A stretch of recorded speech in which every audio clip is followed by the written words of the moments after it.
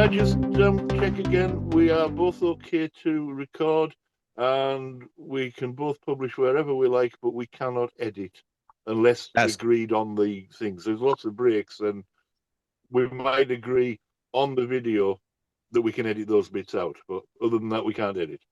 I fully agree. Cool. Yeah. Okay. Well, Is nice to there a see you delay? again. Is there a delay in what The I last say time, until it reaches you?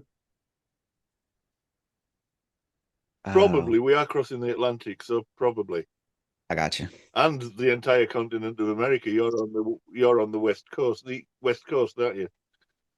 California. More southern. I'm closer to Florida than that.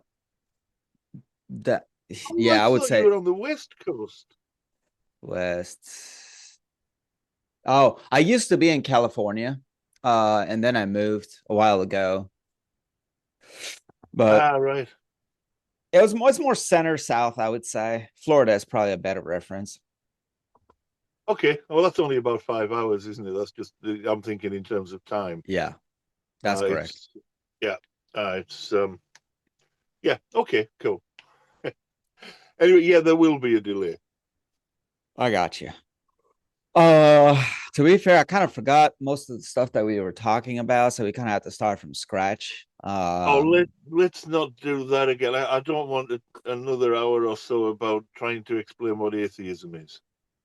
The problem, however, is that we both have our own belief systems, and in order to tackle each other's belief systems, you kind of have to do internal critiques because there's no other way to really Right. drill down what is true or not.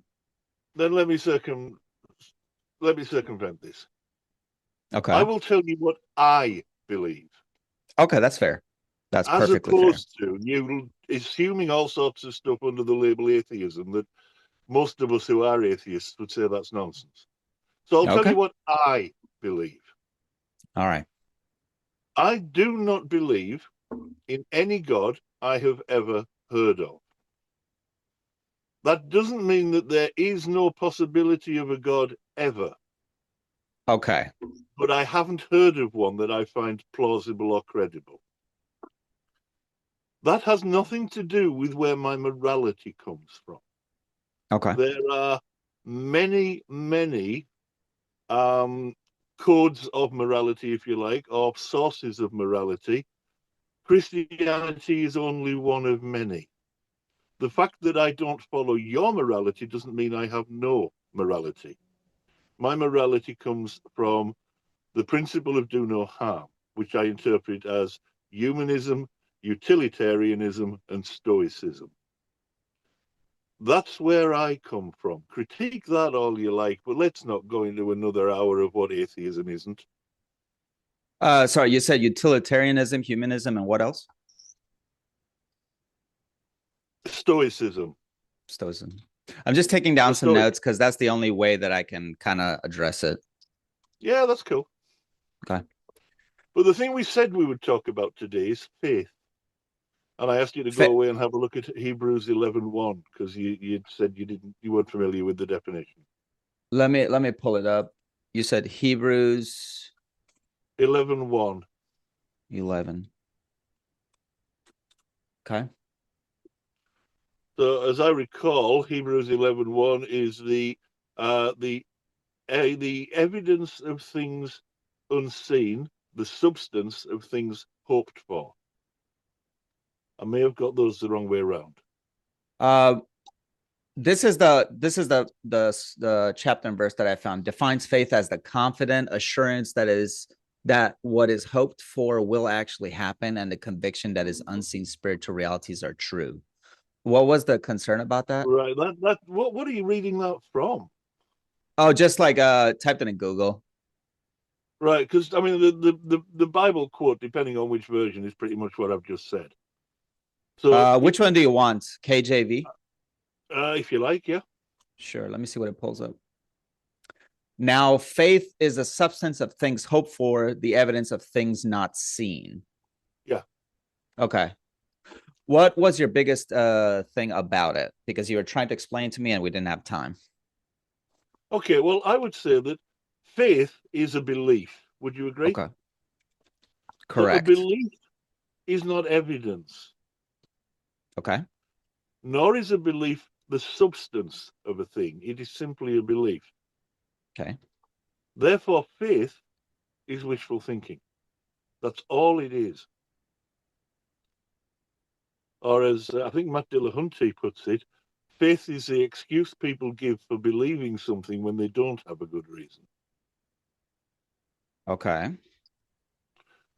So I would say that faith is not a virtue, it's a vice, because it can lead you to believe with conviction all sorts of things that may or may not be true. And from my perspective, that makes faith a vice, not a virtue.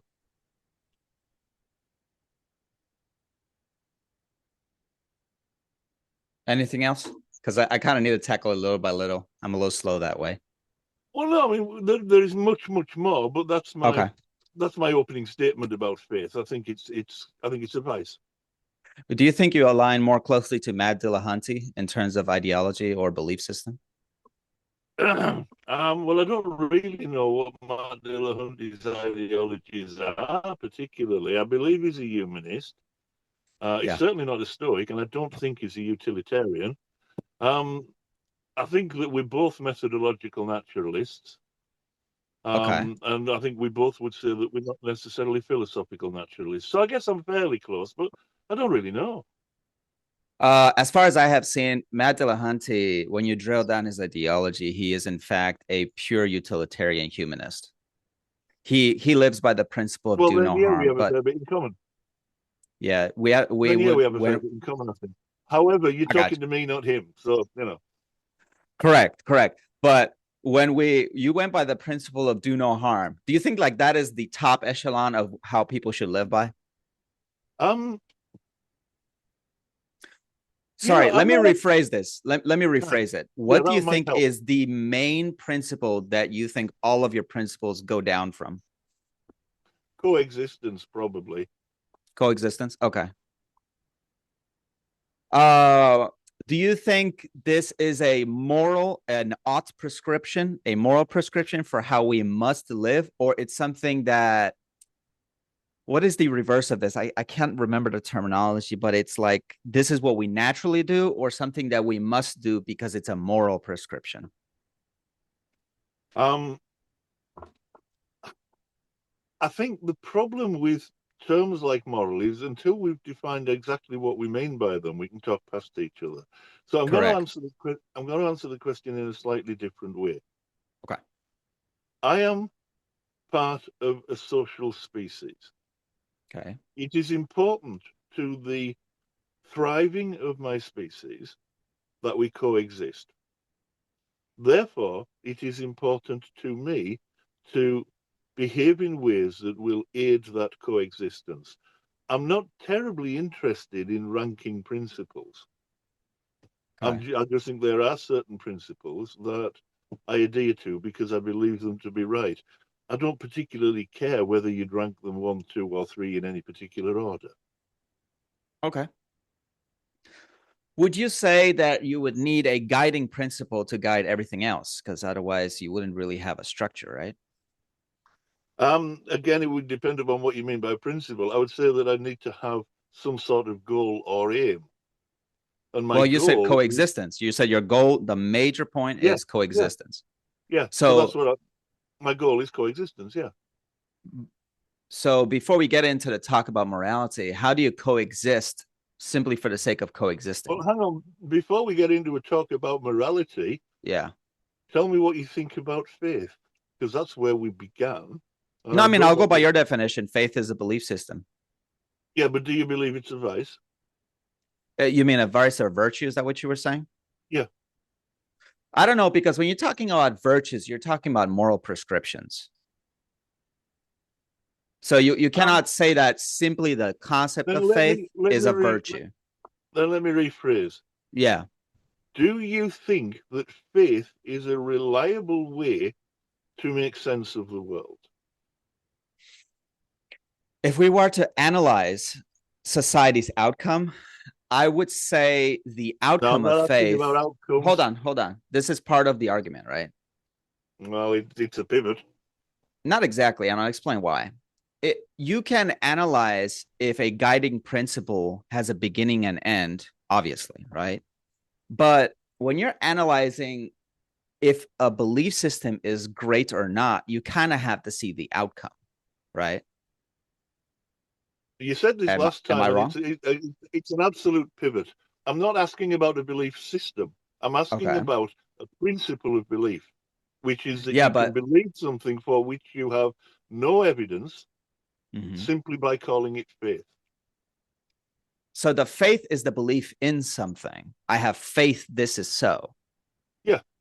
Okay. So in order to believe in something, there has to be something to prove that there is something, right? Then that's not faith. Well, Faith no, the is faith. faith. Yeah. Faith is the evidence of things unseen. Once you get into evidence, you get away from faith. There's that very famous Bible quote. I don't know where it's from, but God's talking about not providing proof because proof denies faith, and without faith, I am nothing. But the Faith is proof, without evidence. I mean, we're getting that. But look, your main principle, as you said before, was coexistence. That's what you were talking Yeah, about. I would say, yeah. if you're going to qualify everything else, coexistence is number one. You said this. So now I have to kind of drill Well, down because I'm first you interested to address see where faith. you go with it. I'm interested Yeah. to see where you go with it before you put words into my mouth, because we still haven't really defined a lot of terms. But carry on. Yeah. So first you talked about faith, and it's essentially the belief in non-proof. That's what I'm understanding of what you're trying to imply, right? Well, I'm not trying to imply anything. I'm going by Hebrews 11:1, which is the Christian definition.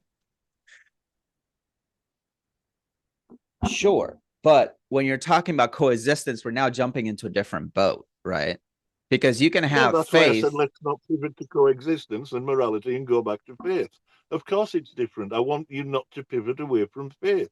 That's fine. Now let's just go by your definition that it is in fact the belief in not something that you can prove, or now faith is the substance of things hoped for, as Hebrews 11 say, the evidence of things not seen. Let's just say that's true. The argument of whether to believe in God or not, you don't really necessarily have to go the route of pure faith. You can also believe in the No, consequences you of that don't. faith, right? Absolutely. However, the reason why last time we said we were going to talk about faith is because Okay. you did the thing that Christians always do Okay. when they're What is that? running out of any way to demonstrate empirically. They say, "Well, you have to have faith."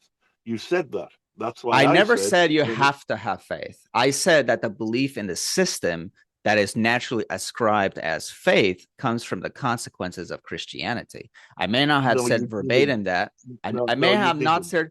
In fact, we talk about that the best societies came from Christianity. I remember this Which I conversation. disagree with. What was that? Yeah, I remember you said that, and I disagreed with it.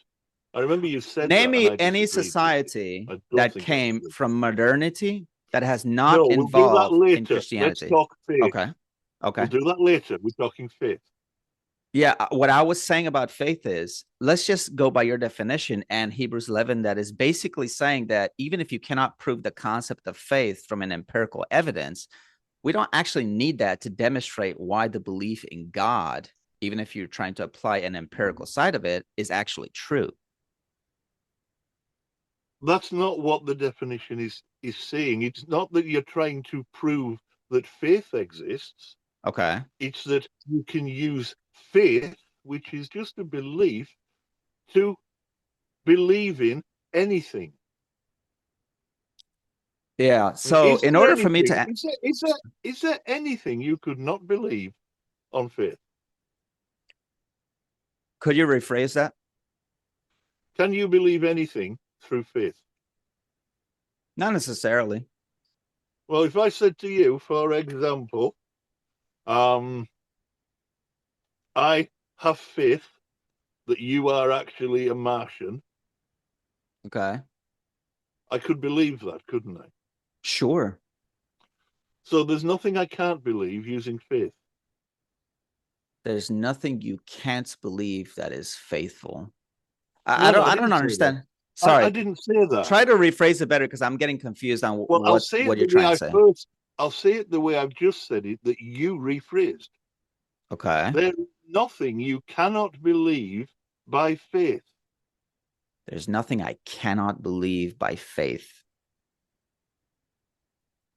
I don't know. Break it down for me. I'm getting confused here. All right. Yeah, Faith is the evidence of things unseen. So you don't need evidence to believe it. correct. According I to have no Hebrews 11. I have no evidence that you are a Martian, but I Correct. can believe you are a Martian All right. and appeal to faith to say so. I can believe it via faith. Okay. So how does this tie into our conversation? I'm confused. Well, then we have the next question. Okay. If you can believe nonsense Okay. by applying faith, and I'm assuming it is nonsense that you're a Martian, Mm-hmm. if I can believe nonsense by using faith, then faith is not a reliable approach to reality. Okay. That makes it wishful thinking. Let's just assume you are completely correct, and I'll grant you the argument that faith is a delusional belief system. No doubt. That's not what I said. I mean, okay. You said what I'm I trying said to faith say. is unreliable. Faith is unreliable. Let's just say 100% unreliable. There's nothing we can draw from it because, you know, we just believe in whatever we want to believe. No, we don't. Now, Belief isn't the choice. let's just assume that that is what it is. You would have to now explain why a society, actually, human history, came from essential non-provable belief systems. Does that make sense at all? Yeah, it makes perfect sense. I can do that, but it'll take a few minutes, and I'll need to talk about evolutionary psychology to get there. Okay. Are Evil you, sake. are Let's you go. okay for that? I'm ready. All right. Okay, we have evolved both physically and psychologically. Yeah. There are things called heuristics. Have you heard of heuristics? Nope, but I'll pull it up right now.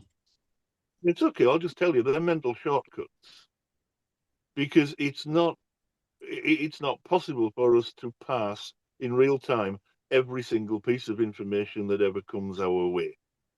So we Okay. have heuristics that allow us to make decisions that are normally helpful in an evolutionary sense. So they aid our survival and our reproduction. Okay. One of those is the pattern seeking heuristic. We look for patterns. That's why you see faces in clouds, for example. Mm-hmm. You'll see patterns that aren't there. It's why people get, like every conspiracy theory is evidence of pattern seeking. This Okay. happened, that person did okay, therefore it must be a conspiracy that they're part of. No, that's just a pattern you've made up. So we have pattern seeking. Yeah. We have the agency fallacy because if you're in a small tribe of early humans, say, I don't know, 150,000 years ago, and you are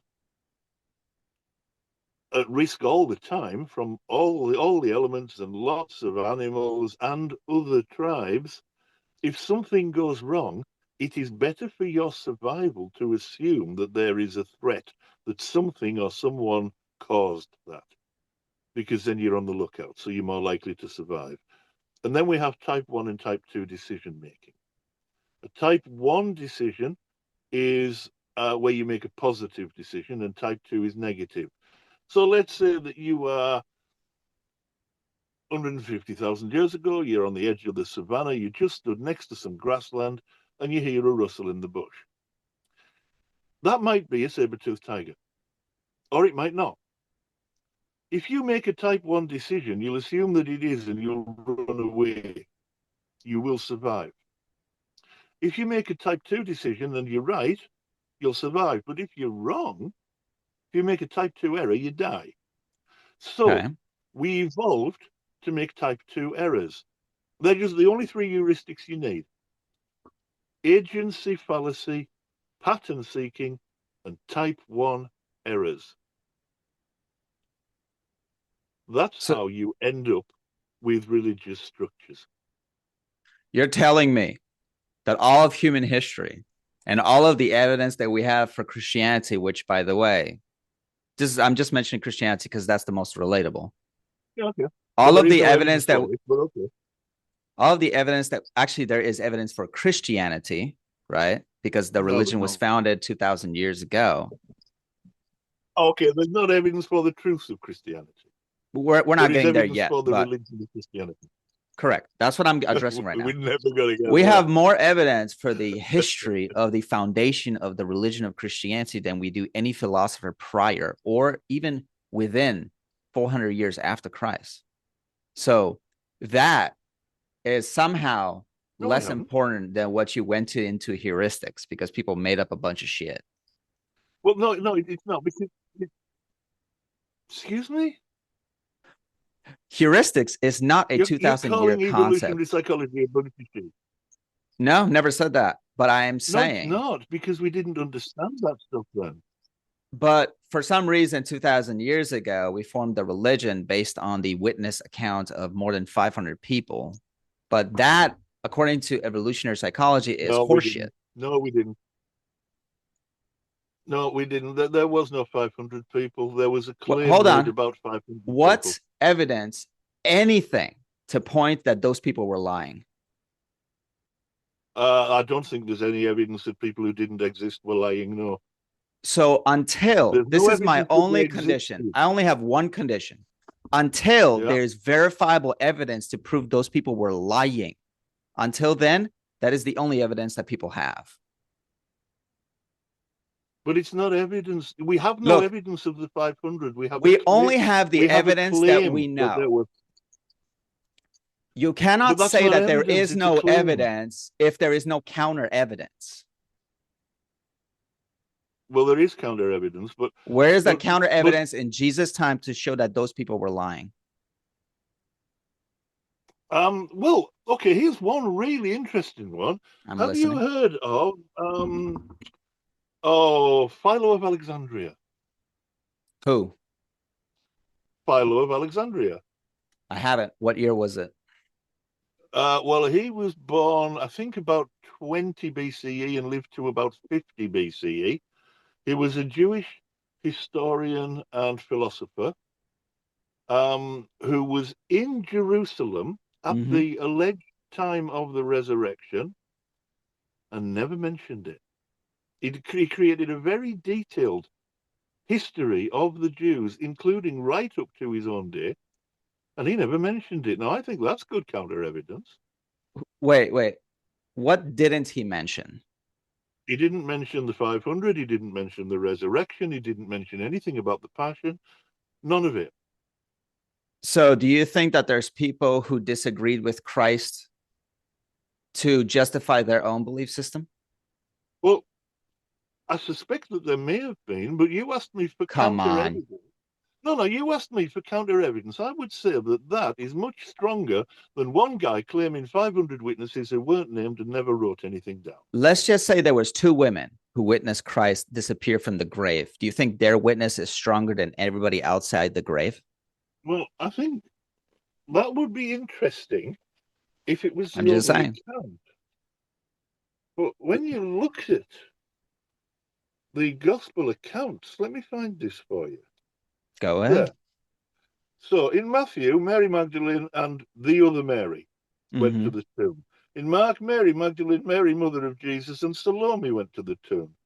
In Mm-hmm. Luke, Mary Magdalene, Joanna, and Mary, mother of James, which is also probably mother of Jesus, went to the tomb. Okay. And in John, only Mary Magdalene. We don't even know who bloody went, let alone, and it contradicts what they did, what they What the saw. it doesn't matter who specifically went. I just gave you the accounts of the two women that I remember of. But the Yeah, and argument what is I'm not how saying, many specific people went there. I am saying no, the that the argument only is how evidence that we reliable. The argument is how reliable are they? And I would say if we don't even, we've got different accounts Let's telling just vastly look. different stories. Sure. None of it is reliable, particularly since none of this was written by any eyewitnesses. When did we start writing things on paper, as far as we know, Oh. or on whatever inscription service that we have? I don't know entirely. I would say 3,000-4,000 BC was papyrus, which is the forerunner of paper. Okay. Now, I will have to say, even if things were done about 400 to 500 years later, which is when the canon of the Bible that we use today was started to be compiled by the Orthodox Church. Sorry, you cut out there. What? No, it wasn't. Okay. Who compiled the canon of the scripture? You're saying that if papyrus was used 3,000 years ago, then 500 years later, that's 2,500 years BC. Nonsense. Absolute nonsense. Okay. I asked you that question to go into a different paradigm, right? And this is what I mean by that. The only evidence that we have from the canon of scripture is the one that was compiled by the Orthodox Church. We have more evidence of the descriptions and the letters from the apostles and the witnesses of the time of Jesus Christ than Plato or Aristotle combined. Yet modern humanists, secularists, atheists believe in Plato and Aristotle more than they do the evidence of even the birth of Jesus. Wait. What? I would like you to give me one eyewitness account of anything in the New Testament, apart from pertaining to Jesus's life. Just one. I'm confused by that question because the only witnesses are the ones who talk about it. We don't have any eyewitness accounts. The only evidence that we have are the ones who witnessed the life during Christ, which were the apostles, his mother, and all those associated. We have nothing from the apostles. The letters of Paul? What are you talking about? The letters of Saint Paul, apostle of Paul. He never met Christ. He never met Christ. He wasn't one of the 12. You're right. You're right. But he never met the guy. The thing, hold on.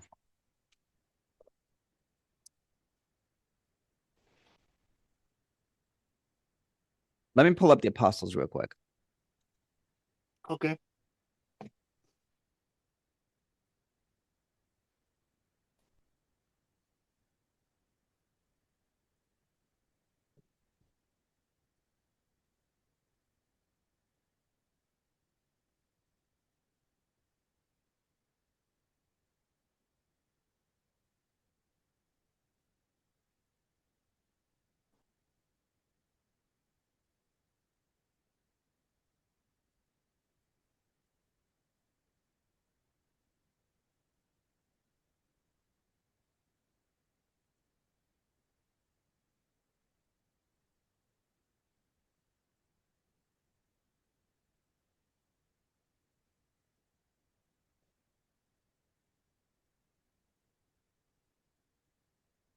Sorry, I just got to type a bunch of things. And then I'll kind of come up with my argument before I say a bunch of dumb shit.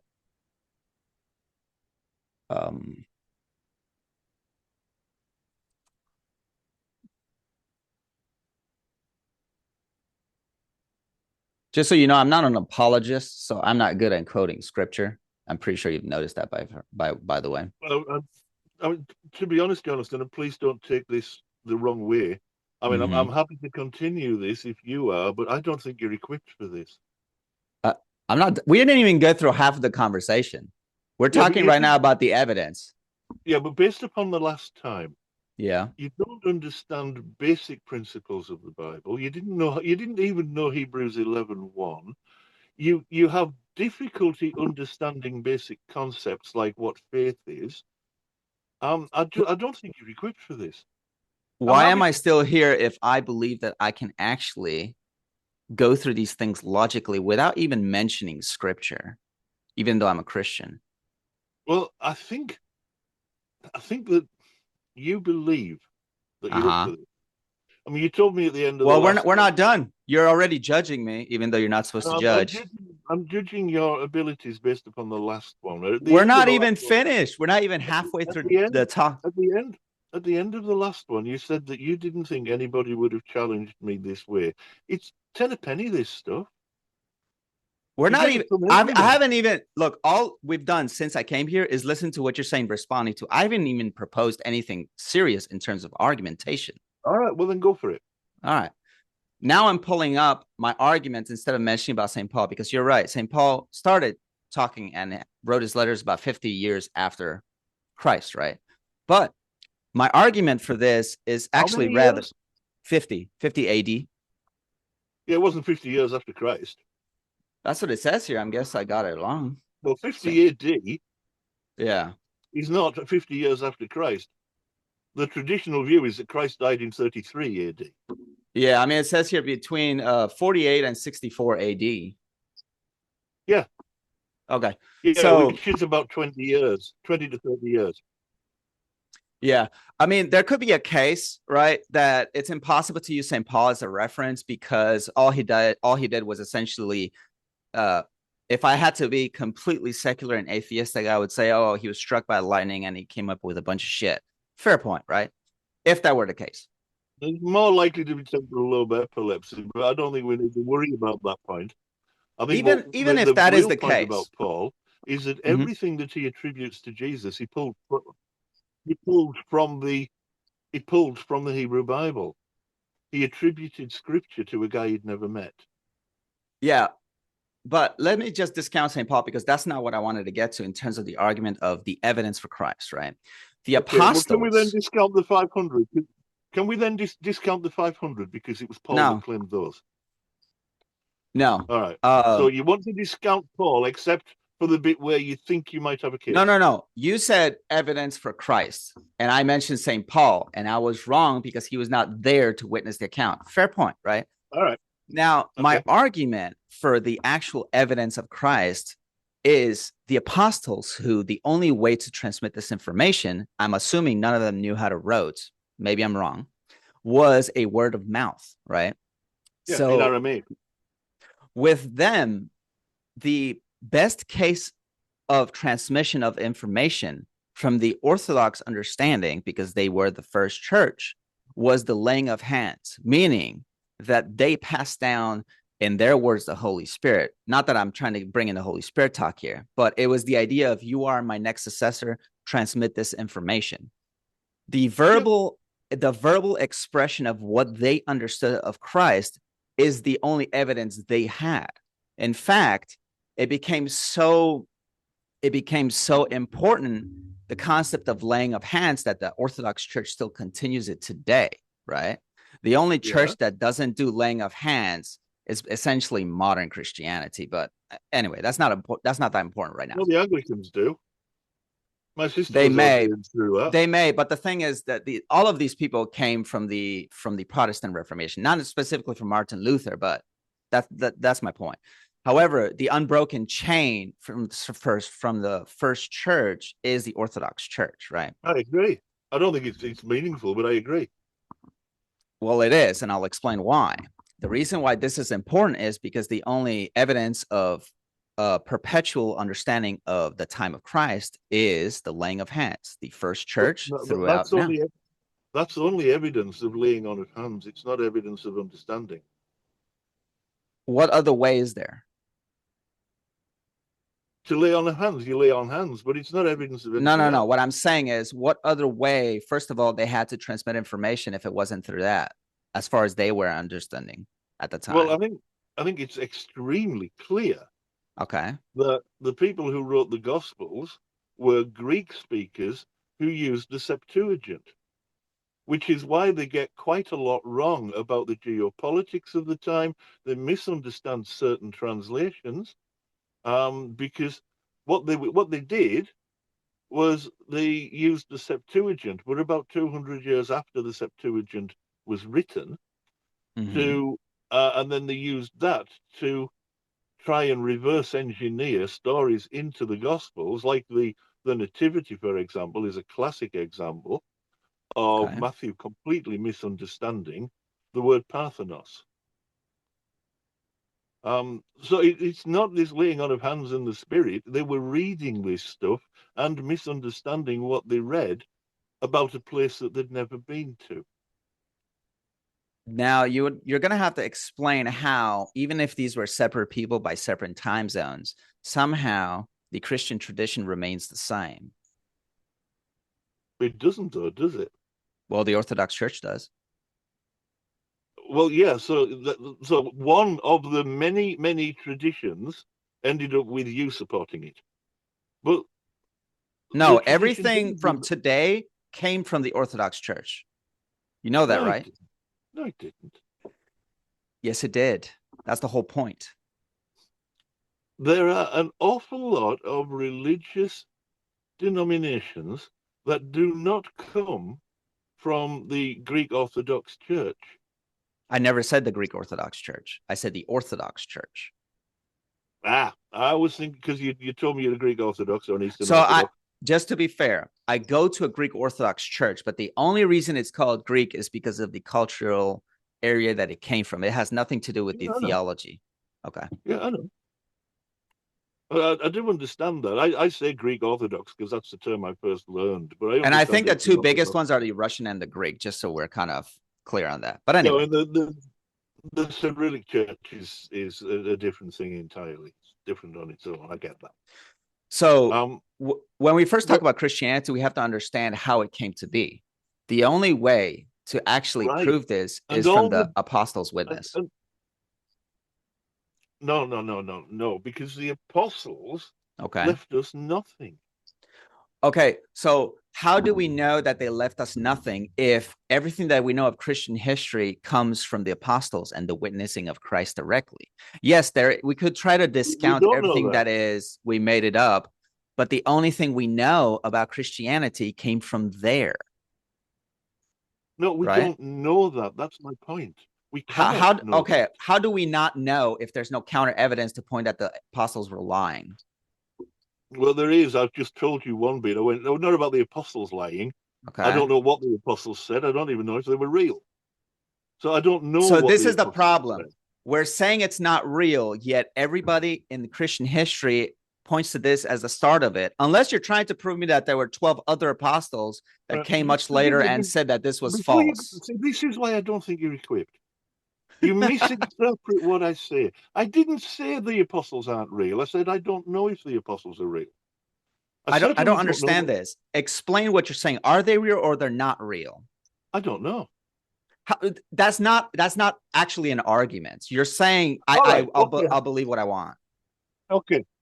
I have two 10-pound notes in my wallet. Is that true or not? I guess. I don't know. You tell me this. You don't know. That's the point. I don't know whether they existed, what a great argument to justify you don't know if the apostles were real. Yeah.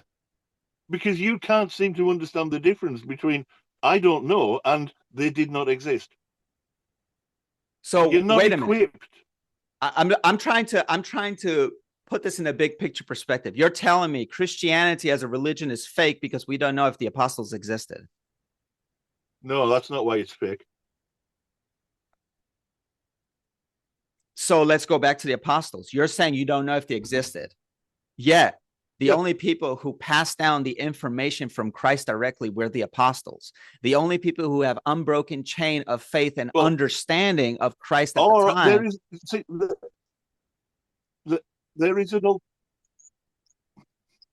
I'm sorry, I'm listening. There is an alternative to this. I'm listening. The gospel writers. Okay. The gospel writers put all sorts of stuff that wasn't in their source material from Paul into because that's the only source material they had. No, the four apostles, the four gospels writers had upon. Let me finish. Sorry. Based upon their interpretation of the Greek Septuagint, which is why they made so many mistakes. Okay, and That's one reason why Christianity seems very implausible. Give me more. That's not enough. Okay. Is your God omniscient? Does he know everything? Does he describe himself like that in the Bible? I'll pull it up. I want to I'm know not whether sure. he does. Is Okay, God? so God might make mistakes then. I'm not one to judge if he does or doesn't. Well, God describes himself as all-knowing, omnipresent, omniscient, and omnibenevolent. All-knowing, all-present, and all-good. Is that a concept that we gave God or one that he describes himself as? But I think they're all concepts that we give God because I don't think God exists. So that's a meaningless question to me. So the problem that I have with this argument that if he knows everything, if he does everything, or if he's not everything or is everything, that means that we're prescribed, we're having the authority over God, what God can and cannot be. So that's the problem No, that I not have if with you this believe. argument. All right. Do you believe that the Bible is true? As far as I can attest, yes, I do believe it's true. Right. So you believe the Bible is true. In the Bible, it says that God is omniscient, omnipresent, and omnibenevolent. Now, that's Are we got sure nothing to about that? do with what you're seeing. Okay. That's what it says in the Bible. Do you believe that? It doesn't say specifically that he's omniscient. Well, it doesn't use those words, no, but it does Oh, describe that he knows everything, that he is everywhere, and that he's all loving. In fact, a lot of people just say God is love. yeah. In fact, I'll completely grant everything you're saying. So what? Right. So that means then that he should not, assuming that he's not a liar, Mm-hmm. and given what it says in Revelations about lies, as well as the second version of the Ten Commandments about thou shalt not bear Mm-hmm. false witness, then that presumably means that he wouldn't put anything in the Bible that isn't true. Yeah? Uh, okay. So All right. Okay. Jeremiah 33:17, I think.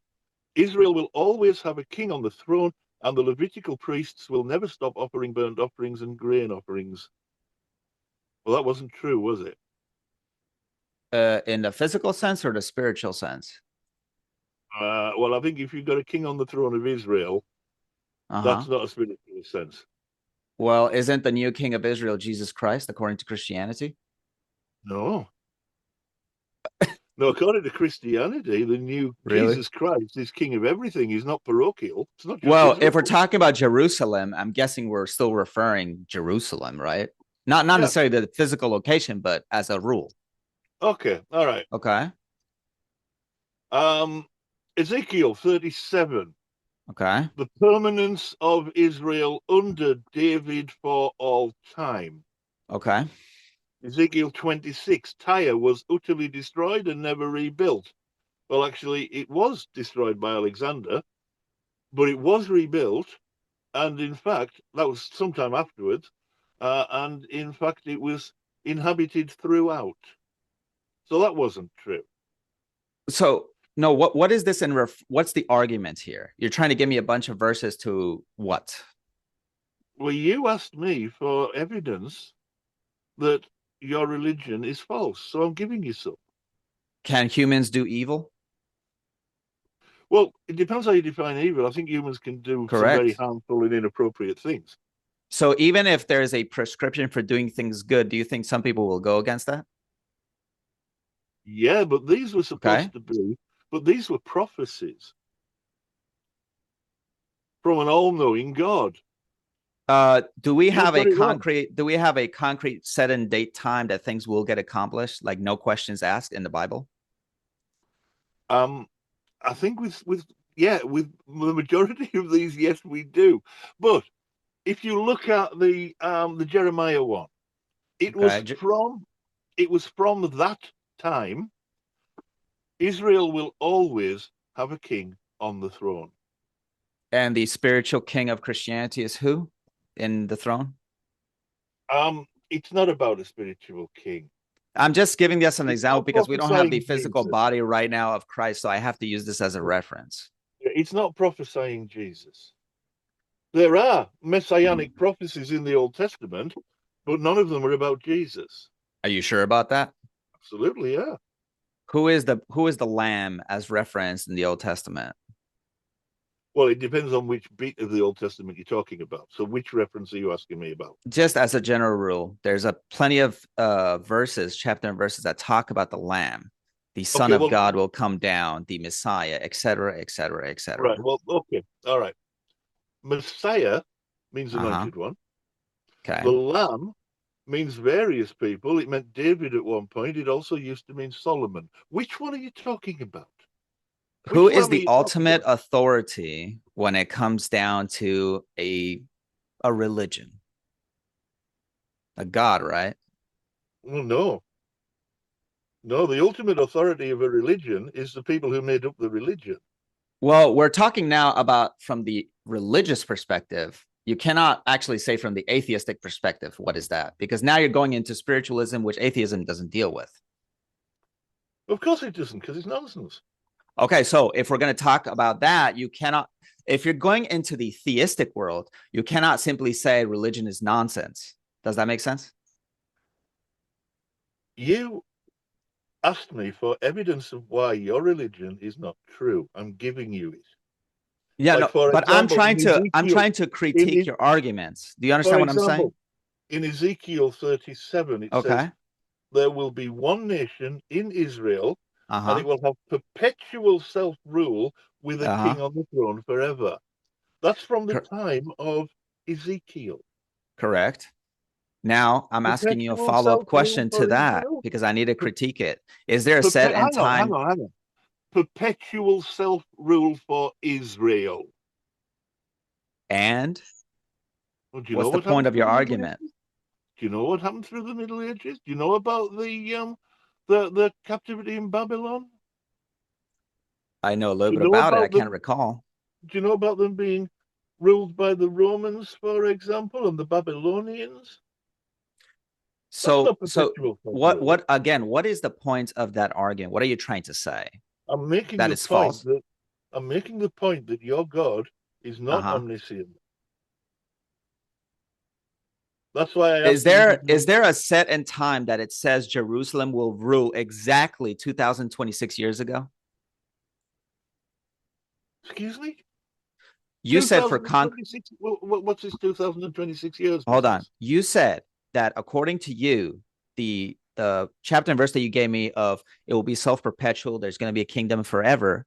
And I'm asking you a Yeah, follow-up question by saying, is there a concrete specific time in any evidence that we have about Christ that this is exactly when it's supposed to happen?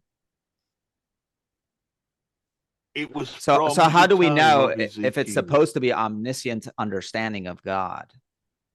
because it's a prophecy from God. Okay, so there's many things that have been prophecies. It doesn't mean that it happened exactly as it was supposed to be. In fact, I even argued the case that even if you have prescriptions for good, people will still do evil. So no matter what you do, no matter what you do to people, somebody will fuck it up. So again, I'm asking you, if there's no Is concrete God time to omnipotent? explain, sure. What does that have to do Right. with my So argument? he's omniscient and he's omnipotent. And he makes a prophecy and he doesn't lie. How do you fuck that Correct. up if he's omniscient and omnipotent? Because So how do you people fuck that up? carry out his mission, not God. Does that make sense? But nothing happens that isn't part of God's plan. Sure. Nothing. Yeah, that's rather biblical. Okay. Does that have to do with I will make evil people do evil things? It might do. But if it's all part of his, well, in fact, it does. I can't Okay. remember exactly where it is, but God says, I use evil for good or something. I can't remember where the quote comes from off the top of my Yeah, I head. mean, think about St. Paul, right? He was killing Christians, and then his testimony, St. Paul's testimony, was that he was struck, I think, by an angel, And then he immediately started defending Christianity. So if that's what you mean by I will use evil people to do good things, I mean, I guess kudos. What can I say? Well, no, it's not what I mean at all. You were the one that brought that idea in. I don't have a particular mindset for that. I'm simply saying that your omniscient God got it wrong. So what did he get wrong? All the stuff I've just told you about. You have literally given nothing. You told me that there will be a perpetual kingdom essentially on earth as described in Jeremiah 37. And I asked you, is there a specific time zone that says 2026 years ago, which is the birth of Christ, as far as I remember, or the death? Doesn't matter. That was when specifically it was supposed to happen.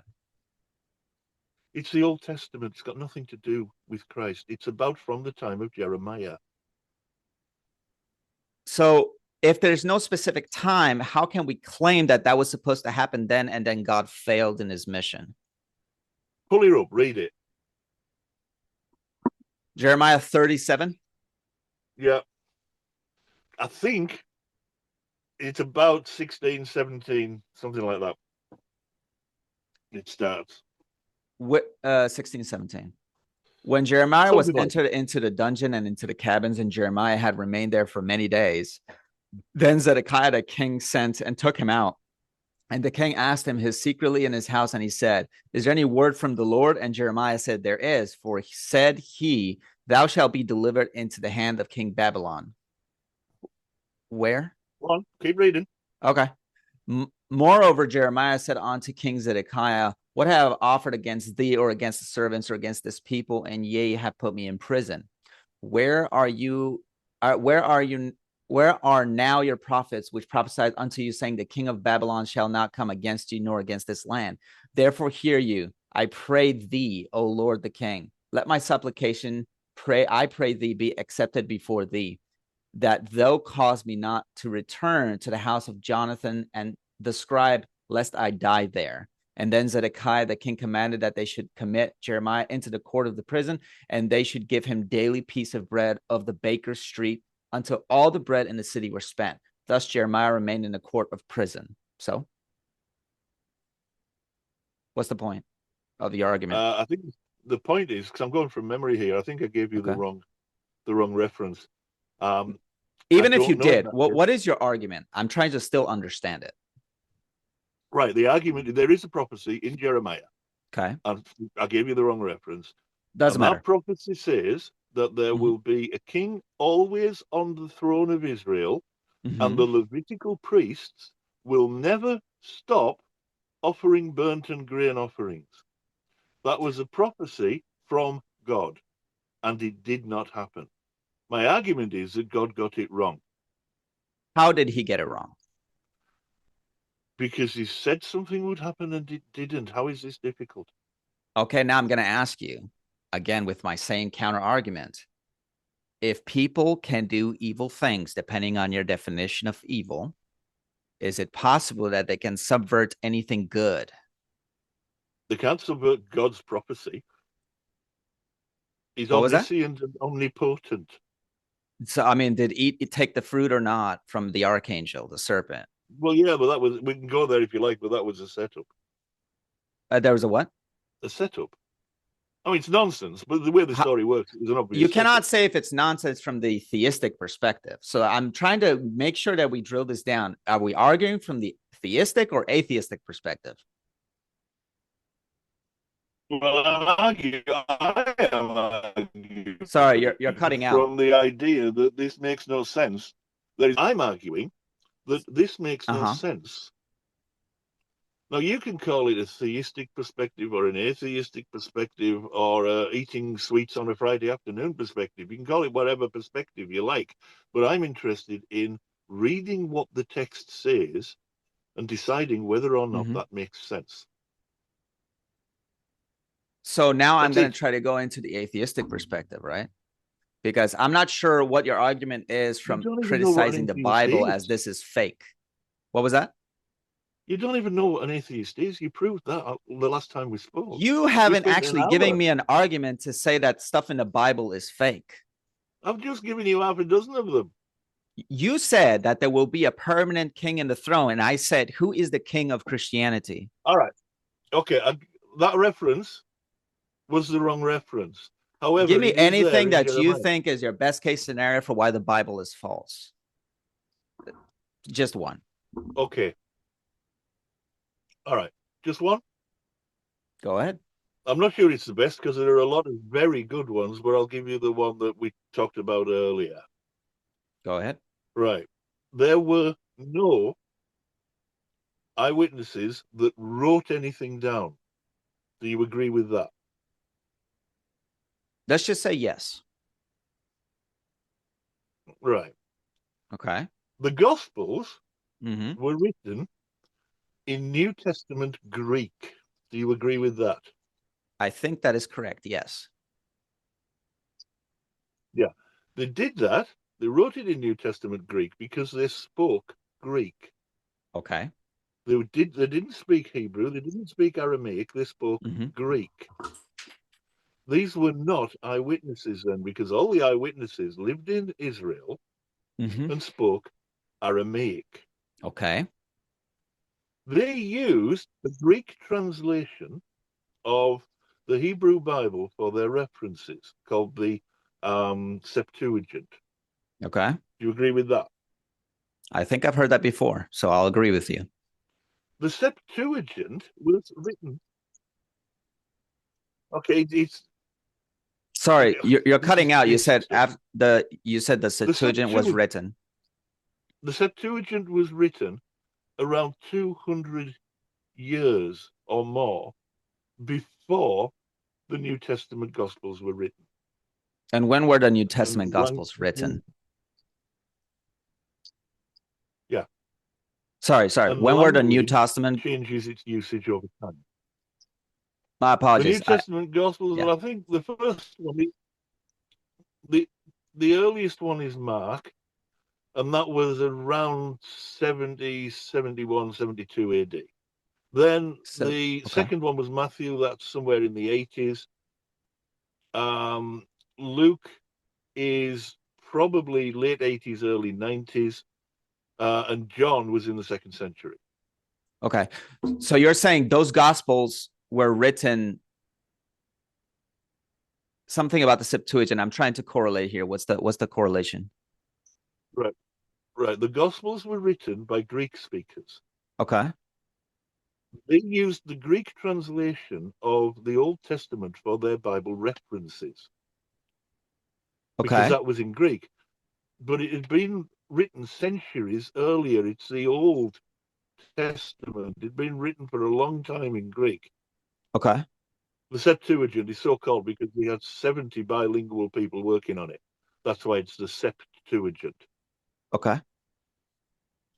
There is a word that Matthew uses. Bear in mind that the first gospel, Mark, starts with John the Baptist baptizing Christ. There is no nativity in the first gospel. But Matthew Okay. decides to add one. And he uses the Septuagint. And he goes back to Isaiah and that thing about the child will be born and they'll call his name Emmanuel and all of that. But he doesn't understand. You see, the Hebrew word is Alma, which means young woman. That was translated in the Septuagint as Parthenos, which at that time could mean either young woman or virgin. Okay. By the time Matthew is writing, it had lost the young woman meaning. It just meant virgin. So Okay. he read a virgin Mm-hmm. will get pregnant or is pregnant. Because actually, that whole thing isn't, it's not about Jesus anyway. That's Okay. King Ahaz, who is king of Jerusalem in the southern kingdom, who is being attacked by the northern kingdom and by the Assyrians. And his prophet says to him that there is a young woman who is with child. It's present tense. Now, this is 700 BCE or thereabouts. There is a young woman who is with child, and by the time that child learns to tell right from wrong, which in the Jewish customs of the day would have meant his bar mitzvah at about 12 or 13, the armies besieging you will have been destroyed. And that actually is what happened. I mean, there's big debates about whether or not it was anachronistic and whether it was written before or written afterwards. But nonetheless, that was a prophecy about two armies besieging Jerusalem in 700 BCE, using the word Alma, which became Parthenos, as young woman. In fact, there's an extremely good argument that that young woman was actually Isaiah's own wife, because all of Isaiah's sons had names that pertained to God in some way or another. And the name Emmanuel, meaning God with us, would have worked absolutely with that. Emmanuel, by the way, is not Jesus, which is a derivative of Yeshua or Joshua. I understand. So that would be one reason why we know that Matthew didn't understand the original language, because he wasn't part of that society. It's also interesting that you know where Matthew has the Holy Family living in Bethlehem. Luke has them living in he does. They lived in Bethlehem, and that's why Jesus was born in Bethlehem. In Luke is a Nazarene, which is why I think there probably was some guy called Jesus who came from Nazareth, because why else would they go to the trouble of getting him from Nazareth to Bethlehem? But it's really, really interesting. And this demonstrates that they didn't understand the geopolitics of the area either. Because when Luke gets him to go to Nazareth, to be born from Nazareth to be born in Bethlehem, it's because of the census of Quirinius, which happened in 6 CE or 6 AD. That's 10 years after the death of Herod the Great, who's the one who did the killing of the infants, apparently. So it's 10 years out anyway. But the census of Quirinius has two big problems. One is it was interested in knowing where people lived at the time so they could tax them, not where their ancestor David had lived 1,000 years before. That's the first big problem. But the second big problem is that at that time, Judea, Galilee, and Nazareth are in Judea. Sorry, no, Nazareth is in Galilee, and Bethlehem and Jerusalem are in Judea. After Herod's death, the kingdom was split into 3 parts for his 3 sons. One of those 3 sons got Judea. That was Herod Antipas, who was so bad that the Romans took over direct rule, which is why the Romans were directly ruling Judea, but not Galilee. Their own king was taxing Galilee, so there would have been no reason for the Romans to conduct a census in Galilee anyway. But these are things that Matthew would not have known, because Matthew was living in a different land decades later and after the time, which was sometime in the 40s, that the Romans took over Galilee as well. So presumably before Matthew was even born, the Romans ruled Galilee. But they didn't at the time of the apparent nativity. So I only have one question. I'll let you go on forever. I want to know, what does this have anything to do with your original argument? Well, which original argument do you mean? That's what I'm trying to figure out now, because I don't even know what your original argument was. You said basically that the Bible is false. Well, certainly that bit's not true. Clearly not true. You what said, is not is true? There evidence?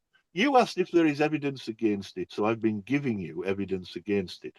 Okay. Now let me ask you, because you're mentioning all these different things, geopolitical stuff. Do you think Christianity concerns itself with geopolitics? No, clearly not. That's why it's so inaccurate. Why you're saying that? I need to go for a minute. I will be right back, but I need to go for a sec. Yes, sir. I'm going to eat a little bit. I'll be back in 5 minutes. Okay. Okay, cool. Thank you. Yeah, I'm not muted now. Can I just check? Are you okay then if I cut out when I edit out that very long pause? Oh yeah, that's totally fine. I was probably gonna do the same because it's just gonna be a nothing. Yeah, cool. All right. Where were we? Well, I just want to go back a bit because while Please. you were away and I was back, I looked up that Jeremiah 33, Oh, and Jeremiah 33. I did get you to start in the wrong place. This is a messianic prophecy that was not fulfilled. Okay. Yep. So, where are we? I'm going to read it. It's a little bit long, but starting at verse 8. Mm-hmm.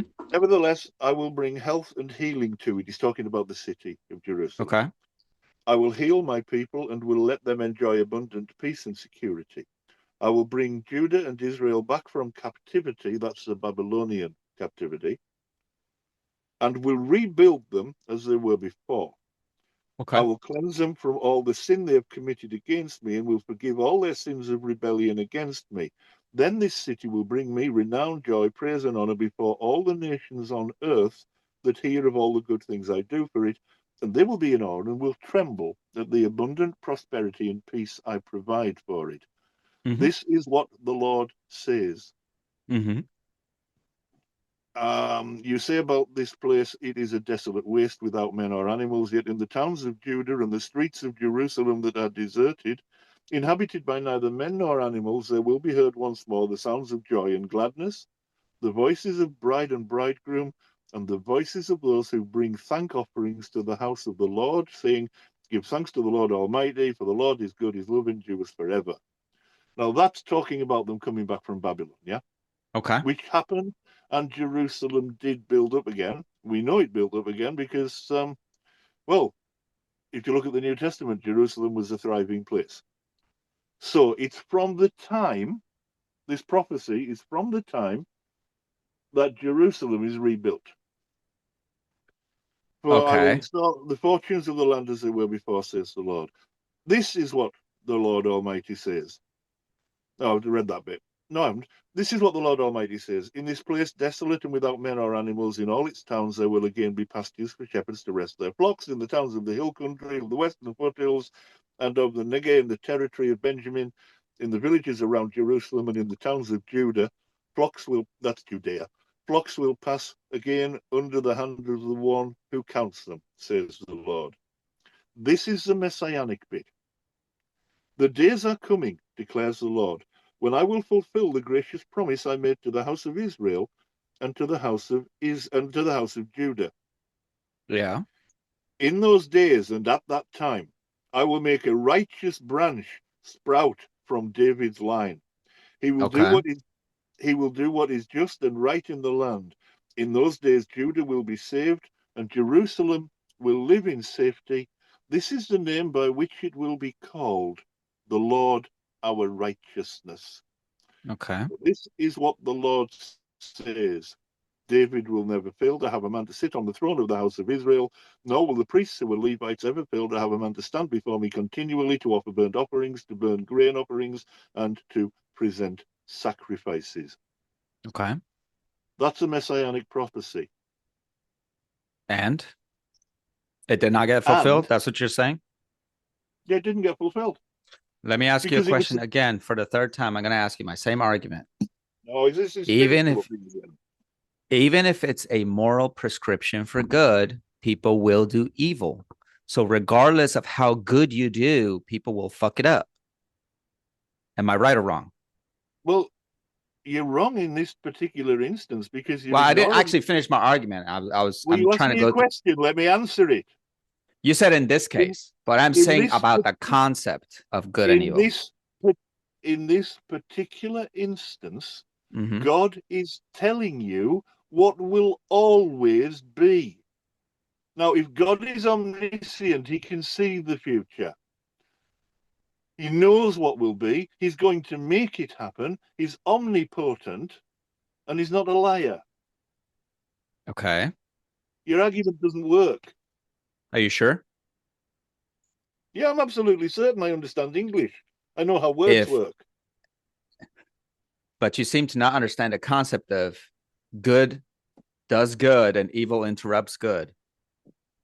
This isn't relevant to this It's because God, 100% relevant. It is because 100% relevant. because God has said it will always be so, and God is all powerful, and God can see the future. Mm-hmm. So God wouldn't, unless he was lying, God would not say it will always be so if he could see that it wouldn't always be so. All right, let's go through some historical paradigms here. Did Adam and Eve, were they supposed to live in abundance and clarity with God without sin? Yes or no? Um, well, I think that whole story as written, I mean, I don't It believe it, doesn't but I matter if think it's it. a story. I'm just talking about the concept here. Will you let me finish? You ask me questions and then you don't let me answer them. Really Go annoying. ahead. Go ahead. I think that story as written is an entirely political setup to allow the story writer to justify misogyny. All right, whatever. Let's You can let's laugh just all take your you like, but premise. Let's just take your premise of coexistence and misogyny. That's a good one, but let's continue. So, but answer my question. I asked you, according. wait. That's a false dichotomy. Well, I'm not yet I'm there. not We'll letting get. you I slide that promise one that in. we'll get there. I promise you that. In Well, I'm fact, not letting you slide that one in. once we're done with the history of Christ, we can advance through history and we can talk about your first argument, which was coexistence as the number one idea. No problem, right? No, that wasn't my first argument. You Well, I thought that asked that was your me main what idea, coexistence. you you asked me what I thought was the main idea, and I was very clear that I think Okay. there are a number of principles. I would have difficulty in ranking them, but Okay. coexistence is important to me. Okay. But Don't put words in since my it is mouth. that, I'll assume exactly what you said. Let's say you have 10 virtues that are absolutely crucial. They're on the same level. Coexistence is one of them. Is that fair? No, Okay. no, it's not fair. Because what I'm saying is I can't rank them. That doesn't mean they're all equal. It means I don't know how Okay. to rank them. What I was saying is let's clarify this history, the whole history of Christianity and how it all plays into modernity. Because that I want to get into the modernity, but we cannot do that unless we understand the historical context, right? Yeah, of course we can. Of Not necessarily, and course I'll we can. explain why. Well, no, just Uh hang, before you explain why, let me just make a okay. point. If you want me to base some idea of history on Mm-hmm. things like Adam and Eve, which is what you appear to want to do, that's just ridiculous. Well, that's the It's first ancient story myth borrowed as from far the as we know in the Babylonians. Old Testament. The story of Adam and Eve is the most oldest story that we have for reference in the Old Testament. So obviously you're Look, going to talk no, it's about it. not. It's not. The Okay. oldest, the first book of the Old Testament to be written was the book of Job. So that's the No, oldest. I understand the way it was written, but I'm talking from the context of how things go historically. Adam and Eve is the first story. That's what I meant. Okay, but it's not Yeah. actually No, no, original no. to. No, I know. The story of Genesis was not Let written me the finish first. No, I what I'm got you. I saying. completely understand. Uh, That's not what I was saying. okay. If you actually would let me finish the sentence, you'd know what I was saying. It's not Go ahead. actually original to Genesis anyway. It's an ancient Babylonian myth from several centuries earlier, with a few changes to make it more misogynistic. We'll get into the topic of misogyny in a little bit once we actually set in Oh, stone the I history of promise you don't Christianity. want to do that. All right, whatever. Um, so when I asked you before, I asked you the following. From the story of Adam and Eve, as far as I remember, and I reread a bunch of times in the old days, Adam and Eve were supposed to live in complete harmony with God. Is that right? Okay. According to the story, yeah. And then the serpent tempted Eve, and then Eve went against Adam, and then Adam went against God, so God had to cast them out. So obviously there was an You are original missing a bit. purpose. You are missing a bit. God Okay. never told Eve not to eat the apple. It was only Adam he told. He told his children, do not eat of the fruit of knowledge of good and evil. He told Adam about the tree. So, and Adam wasn't around Eve all the time for him to tell her. I don't know that we can assume that, but It's, either it's true. way, We can't assume, but let's just say logically speaking, right? Let's say we're not lying to anybody. We're just kind of being friends. And then as a cautionary test, like, hey, Eve, probably shouldn't go there because God told me not to go there. okay. So as a premise, I think it's easy to assume, right? Even though assumptions are hard to come by in a good way, that Adam more than likely told Eve that she probably shouldn't go near that tree, just as a matter of context. Okay, I'll grant you that. Okay. Okay. And Eve went against that because the serpent tempted her. And then Eve went back to Adam. Eve offered the fruit to Adam. And then Adam basically told God that it was her fault. And so God cast him out. That's a story I remember. I'm pretty sure it's accurate. So All right. Well, that, before you move on, let me yeah. just add a couple of caveats to that. First, I'm going to ask you a question. Okay. What was the reason why God didn't want them to eat from the tree of knowledge of good and evil? Well, what do we know about it? That's the thing. What do we know from Genesis? Because I'm guessing that's the only reference Well, we okay. got. Well, all right. Well, Uh-huh. Genesis says that God said to presumably some other god. I'll tell you why. That's what I'm saying in a minute. Okay. Um, if they eat of the tree of good and evil, they will understand good and evil, and they will be like us. So No, the will until be they, like God, right? Is that what you're saying? yeah, yeah. So until they ate of the tree of good and evil, they did not understand right and wrong. Is that Okay. fair to say? I'm guessing, yeah, you're How right. then did how then did, how then did they know that it was wrong to disobey God if they didn't understand right and wrong? I can't answer that question. You're asking a moral claim for me to justify why God said certain things. I can't justify that. No, no, no. I'm not asking you a moral claim. Yeah. I'm asking you to tell me, Uh-huh. based upon what the book says, Uh-huh. did Adam and Eve, before they ate the apple, which I'm sure is not a literal apple, I get that. You think it's sex, it might be, I don't know. But before they ate the apple, did they know that it was wrong, evil, to disobey God if they had no knowledge of good and evil, of right Based and on wrong? the scripture, I'm assuming yes. They knew that it was But evil to do that. no, they didn't. They had no knowledge of good and evil until they ate the apple. So they would only find out it was wrong after No, they'd oh, eaten the sorry, apple. sorry. I confused here two terminology. You were saying if they knew what evil was like. I thought you were asking about they knew about the idea that this is evil to do. Sorry. I didn't understand what you were Well, saying. I'm asking either because the point is the same. They had no knowledge of good and evil. Well, God So they told couldn't know what, Adam, if that's where we're going by, God told Adam not to do it. right. But how did Adam Okay. know that it was wrong to disobey God? Because God told him not to do it. So the disobedience comes when he decided to do it. Yeah, but I'm he didn't know it was confused. wrong. He didn't know what Well, wrong did was he until he ate know the that apple. I'm confused here. Was it good? Did God tell him that it doesn't matter if you disobey me or not, then it's good or evil? No, no. That's the So whole the point. God, premise of disobedience was the bad part. yeah, but they didn't know it was bad until they'd eaten the apple. No, no, no. Adam knew it was bad to disobey God. No, he didn't.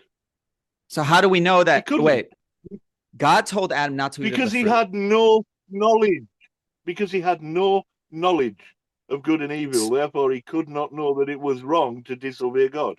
So what you're trying to say by your argument, your logical, consistent argument is it would have been totally fine if he in fact did disobey God.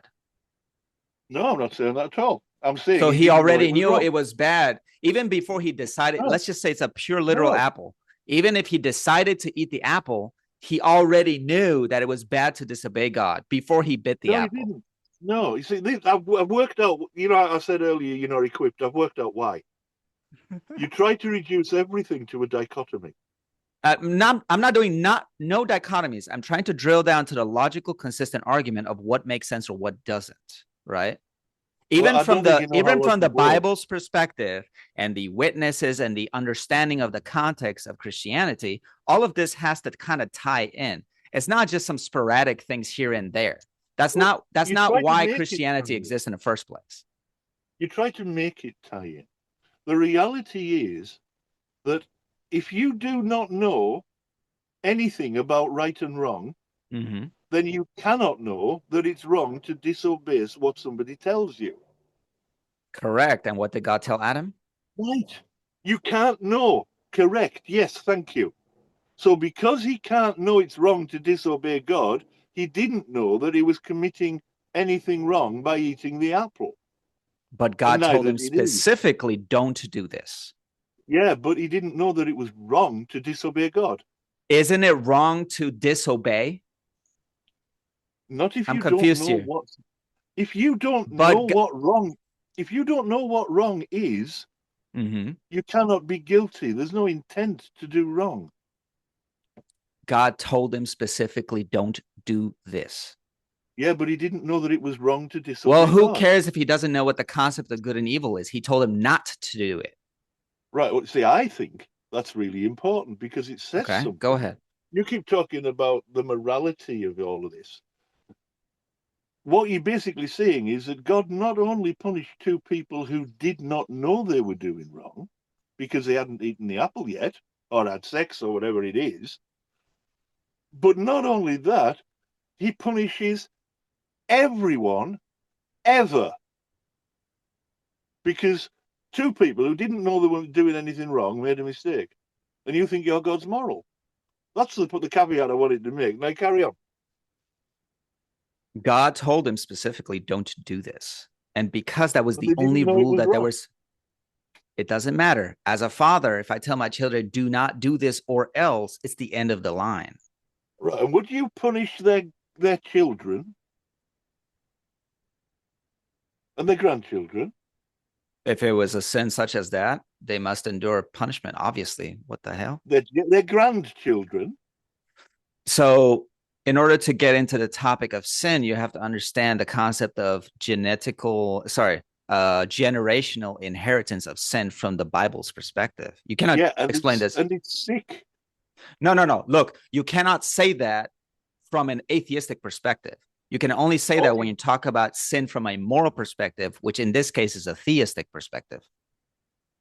No, I'm sorry, it's not a theistic perspective where I'm coming from. Sin is a purely religious concept. Yeah, it is, which is why I talk about right and wrong. We'll get into the topic of right and wrong in a minute, but what I was trying to say is we actually got lost because my argument was trying to tie into the idea of if people have a prescription for good, they will still do evil things. That was my whole argument. And so I tried to give the case of Adam and Eve and how this keeps repeating throughout history. And therefore, God basically has to keep, in essence, the concept of reinvesting into doing the things again and again. So my whole argument before you got into your whole historical understanding of things, which obviously you know more about me, but that's not my point here. My point is God has to keep doing these things because they don't get accomplished because of the sinful nature of humanity. Even if you discount the concept of sinfulness, you're talking about people will fuck the shit up. That's it. Right? So in order for that to happen, there has to be a complete separation between good and evil. And in order for that to happen, you have to restore humanity's understanding of what is supposed to be good and evil. Because as far as we can tell, not everybody understands this. And even if they do understand it, they will still fuck it up. That's my whole argument. Unfortunately, it's absolutely undermined by huge swathes of the Bible. What in the Bible contradicts the concept of restoration of humanity? Nothing but the mechanics of it, where the sins of the fathers will be visited upon the children, is actually contradicted several times in the Bible. What I think what you're alluding to is that sometimes it is done strictly through you're going to be punished throughout your centuries, and other times is we will forgive the sons. Is that correct? No. Oh, go ahead. Okay. But please make this short because I'm trying to get to somewhere, but we kind of keep interrupting about well, all then we'll kinds of skip past historical. it because I can't make it short because it's a number of Bible readings that I know you've never read. So what is the concept So that you're trying to do in regards to the punishment of throughout generations? I guess that's my question. Well, I think it's inherently unfair to punish someone for what their dad did. In order to justify that argument, you're going to have to explain why it's unjustified. Because if you are punishing someone for something they did, then assuming that the punishment fits the crime, which is not a thing in Christianity, but assuming that the punishment fits the crime, okay. But if you are punishing someone else for what someone did, even if they're related to them, that's not okay because, well, I mean, I have difficulty in finding words to explain it that you'll understand if you haven't just got it. It's clear. You don't punish for what someone else did. I understand what you're saying. However, we also now have to describe, the concept of good versus evil, right? Okay, least harm. What was that? Good. Least harm is good. Well, how do you determine what is least harmful? Well, you don't do that exactly because none of us are omniscient. So that would imply that you need a system that judges what is least harmful that is essentially beyond us as humans. No, it wouldn't. Are you sure? It simply, yeah, I'm absolutely certain. It simply acknowledges that we make mistakes. But the attempt to basically do the utilitarian view is that you strive for the greatest good for the greatest number. Yeah, but then you get into subjectivism. Best good for most people is dependent on societies. Each society is different. Morality is subjective. Are you sure about that? You're really willing to die on that hill? Even your morality is subjective. No, it doesn't. Yeah, it is. It depends upon the mind of God. That's subjective. Yeah. So again, first we have to define the whole concept of good and evil and morality and where it comes from, and then we can go into. Although you've not used the words, but you seem to be very much in favor of divine command theory, which I don't even know the full concept of that. I think I've heard it before, but I don't even know what it is. Very simply, if God says it's good, it's good. Let's just say that's true, but that also implies that he has. That does seem to be where you're coming from. That if God says it's good, it's good. Hold on. That's why I asked you about the Euthyphro dilemma last time. The what? We talked about the Euthyphro dilemma. And what was that? It's one of Plato's dialogues attributed to Socrates, where it basically ends up, he's having a conversation with a young man called Euthyphro, who has just denounced his father to the Athenian court. And they get into a conversation about good and evil. And he says, is something good because the gods say it's good? Or do the gods simply tell us what is already good? So let me Would it matter? Well, yeah, let me put it into a Christian perspective. Okay. Is something good because, or does God simply tell you what is already good? And yes, it matters. How does that matter? Because in this case, God would be the mediator. Answer the question and then I'll tell you. Both can be true at the same time. No, they can't. Are you sure about that? Yeah, I'm absolutely certain about that. How do you determine which one goes first? Well, it isn't which one goes first. I'm asking you, that is a dichotomy. Is something good because God says it's good, or is it good and God just tells you?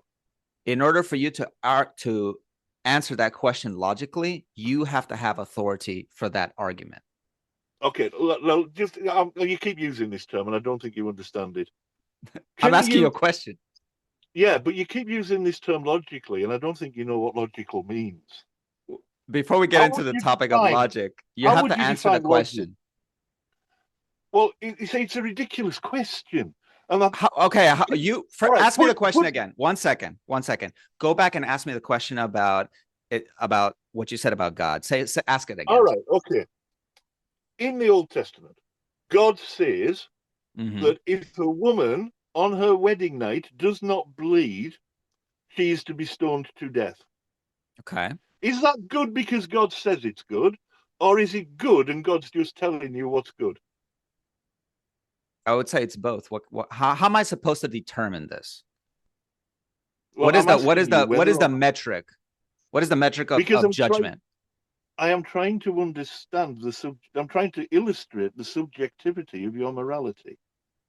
Which way I Well, go depends upon whether you mhm. think something is good because God says so or not.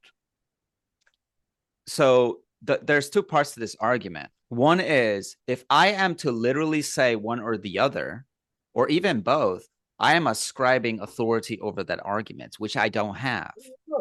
No, you're not. Yeah. You're giving me your opinion. So the thing is, my morality is not my opinion. It comes from somewhere else, right? So I No, but cannot have.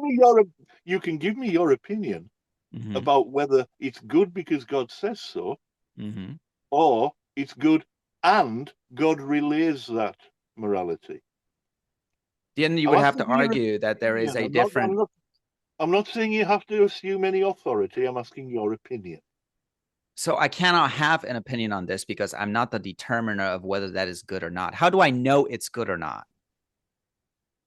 Well, because your God says it's good, apparently. Well, let's just take that argument at face value. If God says something is good, then it is. It's not something for me to have an opinion on. Okay. All right. Yeah. But So, the thing is, I said this was a two argument proposition. The issue is that when your argument, oh, God just relays it, that means that he is the mediator in that situation, right? If there is no other mediator, yep, then he is the mediator. So yep. that means that the only reference we have for concept of good is still God. That's it. That's nothing else. Well, you said that Okay. you said that you believe that it's good because God says so. Let's just again, this is a two argument. You're the thing is you're trying to box an issue that is difficult to No, actually I'm not. box. I accept that it might Okay. be that God is saying so because it's already good. That's cool. I Yeah, get what but you're saying. yeah. So that's the issue with this argument. But, Like but if it is you're truly subjective, that means we can make up our own morals. Because my no, morality, that's no. This is the problem. okay. You never let me finish an argument before you assume you know where I'm going. All right, let me just do 1 second. I apologize. It's not like I'm trying to interrupt you, but the thing is, when I'm trying to make an argument, it kind of involves this quick back and forth in clarification. So it's not that I'm trying to be nefarious about it or be evil or cruel about it. I just really need these clarifications in No, order I to just think actually argue. I just think you're coping. That's all. Wait, look, you cannot. First of all, let me preface this: the audience will judge once I Yeah, do they will. the two posting. Yeah, they absolutely will. Yeah. But you cannot simply say, "Oh, I won the argument because you did," because we haven't actually gone to the crux of the issue, and I'm I'll not explain talking later about. why. I'm not talking about winning an argument. I'm talking about having a discussion. That's fair, but the thing is, even these discussions they will lead to eventually people taking an opinion of was this a great idea or was it bad? So technically, it's not just a discussion. Okay, you take your morality from what God says as written in the Bible. Okay. Whether God is relaying that or deciding it, you get it from the mouth of God or from the Okay. written text. Right. Okay.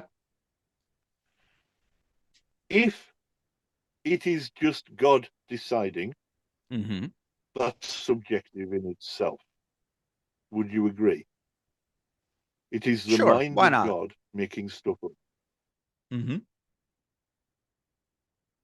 Sorry, you cut out. Right. There you are. Sorry. You come back. Okay. Can I cut that little bit out as well? Do as you please. It's all good. Well, no, I need you to say so Oh, because I don't want my you bad. later on accusing me of dodgy cuts. I promise you, you can do That's happened before. whatever you need to do to make the video as smooth as possible. No, I will ask you every time All right, I because understand. I respect that. I've had I people appreciate it. accuse me of making dishonest cuts before, and I don't do that. I understand. So yes, you have my Right. permission. All right. So if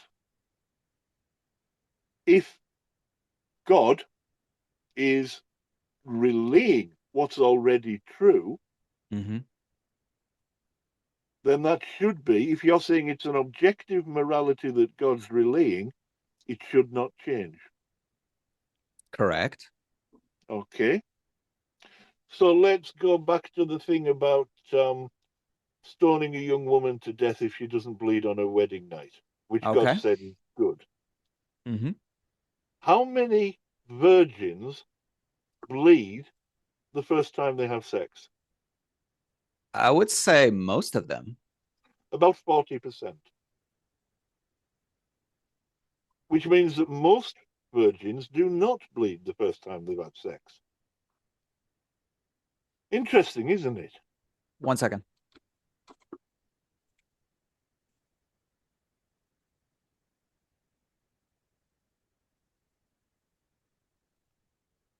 $42 to 43%. But yeah. Now So, no. Let me, go. Sorry, go ahead. we'll You're just in the fact middle of check your it. argument. I apologize. Go ahead. So, do you believe it would be good to stone an innocent woman to death because she didn't bleed on her wedding night? Is that post Old Testament? No, it's Old Testament. Yeah. So this argument now intertwines with a problematic No. We'll just concept. answer the question. How We'll can I get to the answer the nonsense question if about the there's no Old and New context? Testament. You're We'll get. taking the Bible. We The will. issue is We'll that you're answer the. taking the Bible at face value without We understanding the will get concept. to. We will All right, get to go the. ahead. We'll get to the New Covenant nonsense later. All At the right, end of this argument, actually, go ahead. is it good to stone a young woman to death because she doesn't bleed on her wedding night? According to the Old Testament, no. According to the Old Testament, yes. If Sorry, she sorry, sorry. doesn't My bad, bleed, my bad. According to the Old Testament, it's perfectly fine. is it fine now? No. Right. Then whichever way you define Mm-hmm. this idea that you are getting your um, morality from God, it's subjective because it changed. And who is the author of that subjectivity? Well, if it's God, then God changed his mind. That makes it subjective by default. Let's just If it's assume he not, did. Who cares? okay, well then it's subjective. That's my only point. Your morality is subjective. It's just that you No, no, have no. I was talking about humans, right? abdicated. You've just abdicated responsibility for your morality Correct. to My God. morality comes from God, not from me. Yeah, you've abdicated responsibility. It's always been abdicated. What are you talking about? Well, I choose my morality. We'll see about that in a minute. Uh, Here's the thing. I like to preface this whenever I argue old versus new is that the concept of what is good versus evil has very different time zones. Because if you're going to argue if Christianity stones women today, I'm 100% sure Christians don't simply just stone women because they're not virgins, unless I Actually, am mistaken. actually, Christians in a number of African states do something which is just as horrendous. They call it the necklace, which is basically they tie them up and they put a tire around their neck and then they set light to the tire. That's a Christian Are practice in are those are lands are too. those tribes in Africa? Because I used to live there, by the way, in those Yeah, tribes, and I well, know exactly what you're talking about. Africa's a big continent, but Correct. those are practicing Christians in Africa. So don't you tell me that Christianity doesn't still do that shit. Christianity doesn't. You're talking about It does. tribal cultural surroundings. What I'm talking about, Christians. You said that Where, Christians. okay, you're going to now have to justify, if we're going to use specifically the concept of Christian, where in the 2026 years of Christian history does it say in the New Testament that we must stone non-virgin women? Well, if you hang on a minute till I get to Matthew, I will tell you why it doesn't need to. Oh, now it doesn't need to. Great. Yeah, stop taking the piss and listen. Go ahead.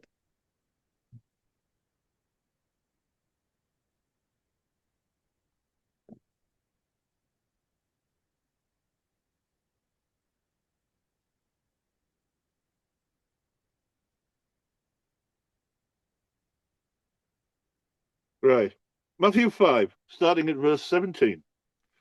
Do not think that I have come to abolish the law or the prophets. I have not come to abolish them, but to fulfill them. I tell you the truth. Until heaven and earth disappear, not the smallest letter, not the least stroke of a pen will by any means disappear from the law until everything is accomplished. And everything is accomplished is heaven and earth shall pass away.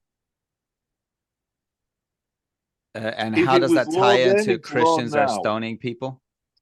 No, I'm not saying that they are. I'm saying that your morality is Uh-huh. subjective. Hold on. We just jumped back to the morality situation. You We were never talking left first about the the stoning. You're talking about we the never stoning left issue. we never left the morality argument. No, you were talking about these African Christian countries or Yeah, tribes because are you stoning asked people. me because you asked me Uh-huh. about morality, and I was in order to demonstrate morality, and how it's subjective. I put that thing in from Leviticus about stoning women to death after their wedding night. And you then Okay. started talking about the New Testament. I said, yeah, we'll get to the New Testament. And then you said, do modern Christians stone? So I told you about No, something that's not just as modern bad Christians. I'm as an talking about aside. Christians in its history. Is there any word in the New Testament that Yeah, but specifically says you must stone but people? don't pivot. I have just read you How am I why the pivoting? whole because you're trying to ignore what I've just Nope. read you, which is a clear demonstration that the law of Moses is still in Mm-hmm. force and will be until all has been fulfilled. You do not follow the law of Moses, even though biblically it's still fulfilled, because your morality is subjective. What did Jesus say about Moses? Let me find it again. It's Matthew 6. Did Jesus not say I'm the new law or of thereof? I'm not No, quoting verbatim, but did he not add a new commandment or no. two? He said very clearly. Uh-huh. No. He was asked which of the commandments are the greatest. And he said, both of these are old commandments that are in the Old Testament. He said, love the Lord thy God with all thy heart and love thy neighbor as thyself. Mm-hmm. Those, he said, I can't remember exactly how he phrased it, but it was something like, this is the whole of the law. Everything else is subsumed by those two commandments, which are not new. He was quoting the Old Testament. Can I intercede for a second? Go on. Did you just said that love God with all your heart, soul, and might, and love your Yep. neighbor as yourself? Is this not Yep. a new commandment? No, it's not a new commandment. It's Where in the Old Testament does it say love your neighbor off as the top of yourself? my head. Off the top of my head, I Uh-huh. don't know, but you can Google it. You've been Googling all Even sorts. Google it. hypothetically speaking, even hypothetically No, not speaking, hypothetically, is literally. Why there don't you is there Google a it? reference? Okay, hold on. This is a historical context. We're coming from animal sacrifices. We're talking about, in this case, stoning women to death because they were not virgins on their deathbed. Do you think the concept of love was so prevalent in the Old Testament? I think the concept of love has been part of our species for millennia. Do you think the New Testament references more for why people come to Christ more in the essence of love versus the Old Testament, which was about laws? No, I don't. I think that people come to Christ in the New Testament um, because they are frightened of that New Testament doctrine of eternal punishment. Even if Not you an Old Testament remove the doctrine. concept of eternal punishment, I'm asking you a specific question here, right? But you can't. Is the New Testament more in reference for you must love Christ, right? Versus in the Old Testament is you must follow these rules because I'm going to put you in hell. And Is love that God. what was that? And love God. And the Old Testament doesn't mention hell. It's a New Testament doctrine. I can grant that, but anyway, the concept of love is not really necessarily a thing of the Old Testament. It's all over the Old Testament. I mean, most of the concept of love is about you better not have sex with some weirdos, right? Well, yeah, I mean, But there is an awful lot of really unhealthy interest in other people's sex lives. What I'm trying to say in is all Christianity that I can see. Ever since I understood the concept of Christianity versus the Old Testament, it was not about a set of very strict rules. I'm not talking about don't do sin. That's not what I'm talking about. But I'm talking about love Christ in order to come to him and to reach God, et cetera, et cetera. But it was all through the process of love. It had nothing to do with you better keep the Sabbath because otherwise you're going to hell, right? However, in the Christian tradition, we kind of now do that go to church because you need to be revitalized. But it was never from a place of if you don't follow these specific rules of this church, you're definitely going to hell, right? At least in the Orthodox Church. But anyway, my whole argument is that the New Testament's focus was always about love. The Old Testament's focus was always about laws and specific rules. This is why the Jews and the Islam follow that doctrine to the T, as far as I understand.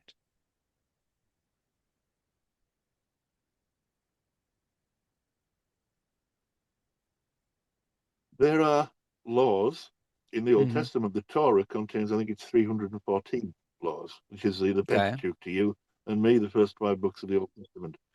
Now, that passage I just read you about, I did not come to abolish the law, but to fulfill it. Which law do you think Jesus would have been talking about? My guess, it was the original law prescribed by God in the Garden of Eden. That was my first guess. No, it was the law of Moses. He refers to the law of Moses several times. And could you remind me what the laws of Moses are? Not all 314 or 317 of them, no. Part of them no, sorry. Okay. So is there anything, do you think, that God may reference in 2 places at the same time, but is not very specific? Well, yeah, the 10 Commandments. So do you think it's possible that God's original purpose... In Exodus 34. Do you think God's original purpose before he even gave out the 10 Commandments is to essentially have an abundant earth that lives in good? Well, I don't think there is a God's purpose, but if we're going to take it that way, I have no idea because the whole book is so damn contradictory. I don't know what the purpose of this thing might be. So I'm confused here. You're first talking about how this is all going against each other. Things don't make sense because the New Testament contradicts the Old Testament. And I'm telling you quite the opposite. I'm telling you that the New Testament is simply a fulfillment of what God was trying to do. That's it. But the problem with the Old Testament, is, in my personal observation and understanding of historical context, is that people's IQ has been steadily increasing over the age. So my guess is that people could not understand the concept that is basically prescribed in the New Testament, whether that's love thy neighbor, love thy enemy as yourself. That concept in Old Testament was unheard of. There is no evidence whatsoever that IQs have particularly raised over the last few thousand years. In fact, there's significant evidence, if you look at very ancient literature, that the human IQs have stayed on average about the same. What's different is the what's the word I'm looking for? Accumulation of knowledge and understanding. But that's not to do with intelligence. That's to do with what we know. We've had many thousand years to learn more as a society and as a species. And that's why this stuff seems so nonsensical today. It's because by our accumulated understanding, it's nonsense. So if 10 people have accumulated understanding versus 100, does that not mean that the population is more dumb with 10 people than 1,000 people understand it? No. You asked me earlier where my morality came from. Okay. And I told you it was humanism. It was utilitarianism, which is 19th century stuff. And it was Stoic, which predates your Christianity by several hundred years. I think Xenophobia and Chrysippus were about 6 BC, I think, off the top of my head. No, I understand. I love the concept of Stoicism. I have nothing against it. That's what I mean by accumulated knowledge. We've had thousands of years of people learning stuff and writing it down and understanding. For example, the only reason you drive a car is because somebody several thousand years ago worked out how to make a wheel. A what?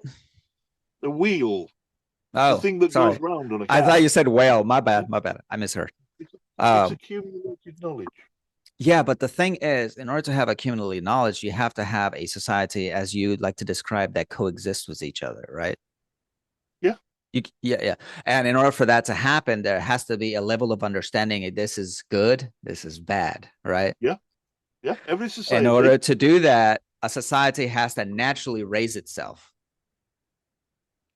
raises itself. Yeah, Yeah. So what I mean by that is naturally it has to go into a better state, either for living, for understanding. yeah, These are all essentially progressive ways of living, so to speak. yeah. I'm not sure if I'm using the terminology correct, but in Okay, order for that I'll, to I'll give you that. happen, in order for that to happen, there has to be a common denominator where it comes from, right? No, that doesn't. So you think just people are just sporadically? I think that because of the nature of our evolution, because let's Uh-huh. face it, we are physically, apart from the fact that we've got opposing thumbs, physically Mm-hmm. humans are pretty shit. We can't swim, we can't fly, our eyesight's crap, bodies wear out. The only thing that we've got in our favor is our intellect. That's And our and evolutionary what's the niche. problem with that? I'm confused. There isn't a problem, it's our evolutionary niche.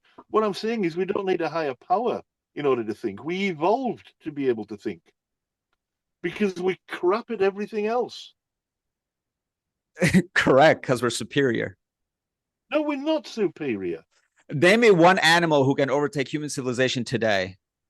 Ants.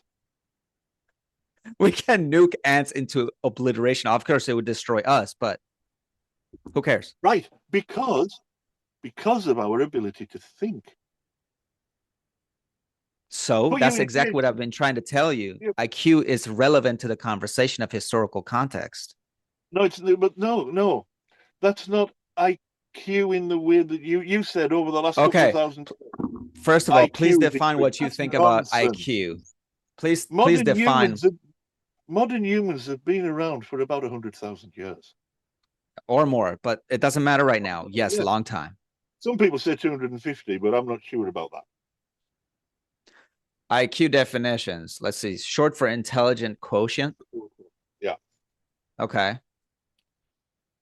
Now, Very, do you very biased as well, depending on the test that you get. who cares if it's biased? The point is, if you have a reference, you either use it or you don't, right? Unless you're trying to give me a different kind of IQ definition. No, I'm not. I don't actually hold much store with IQ. When I applied for my nursing course 30 odd years ago, Uh-huh. I had to do a type of an IQ test. It's called DC test. They don't do it Okay. anymore, but they did back then. Okay. And I had to do it because I'd messed about at school and I didn't have the qualifications just to get straight in. I knew it was an IQ test that I would have to do, so I bought a little book called Know Your Own IQ, Mm-hmm. which was basically a book just full of IQ tests. And Mm-hmm. in the space of about a month, preparing for my nursing test to get into nursing, I raised my IQ by about 14 points. Congrats. But I didn't raise my IQ. I just Are you got better sure? at doing Yeah, I just got better at doing IQ tests. That means you discern between what is right and wrong for the test based on what you studied. Yeah, but I didn't raise my IQ in any meaningful way. I simply got good at You're doing the telling test. me that nothing that you studied actually stuck with you in that day. Not one thing. No, no, a lot of it stuck with me, but that's not nothing to do with my intelligence. So It's got to do with my ability to do tests. correct. But Intelligence isn't. passing a test is It, only 20% of what the dilemma is. That's I think what you're not seeing here. Because when you do prepare for a test, there's all of these unintended ideas that kind of flow through your mind, even if you don't remember them. It kind of sticks in the back of your mind. The ego. It's all there. It's the oh, unconscious, right? please don't get all Freudian on me. It's I'm not it's not sorry. it's not about that, but what I'm trying to say is even if you didn't remember shit about the IQ test, you still remember something about it which stuck in your mind, Yes, which makes you think I about do. other things. I remember a lot about it, but that doesn't make me more intelligent. My intelligence is inherent. I just got good at doing IQ tests because I practiced them. Doesn't change my intelligence level. Do you think you can decrease your intelligence? No, I think my intelligence is pretty much what it is. I can change my education and I can learn to think in better ways, but that doesn't change my Uh-huh. intelligence. Wait, are you talking about education as going to college or simply the level of understanding of things? Well, any. I mean, Well, I'm the problem that I have with the I'm a self. concept of intelligence is that yes, you can actually decrease your intelligence by one inbreeding or two No, no, that's breeding not with me increasing my. Hang on, that's not me no no increasing no or no no no. decreasing Hold my on. intelligence. My You're talking argument about was genotype now, not phenotype. Yes, my idea was that yes, of you can course. actually increase your intelligence, but you can also decrease it. No, I can't increase my intelligence. I could impact the Mm-hmm. intelligence of future generations through things like inbreeding, stuff like that. But I'm not changing my intelligence. You're Well, getting yes, confused you between can get smarter. I mean, the more you do things and they lead to different good that. results. That doesn't change my intelligence. That changes how I use the intelligence I have. Well, do you think if you create a computer and then the next year you create a computer from that computer, did you get smarter by analyzing the factors that made it better? No, it means I can become more knowledgeable. What if you created a quantum computer that you never thought was possible before? Did you think, wow, I became smarter by doing these chips here and these here not? Or is that just like random? I don't think it's either. It certainly doesn't make me any smarter than I am, but nor is it random. It's using principles that I think have some benefit, and it turns out they have an additional benefit. That's not random.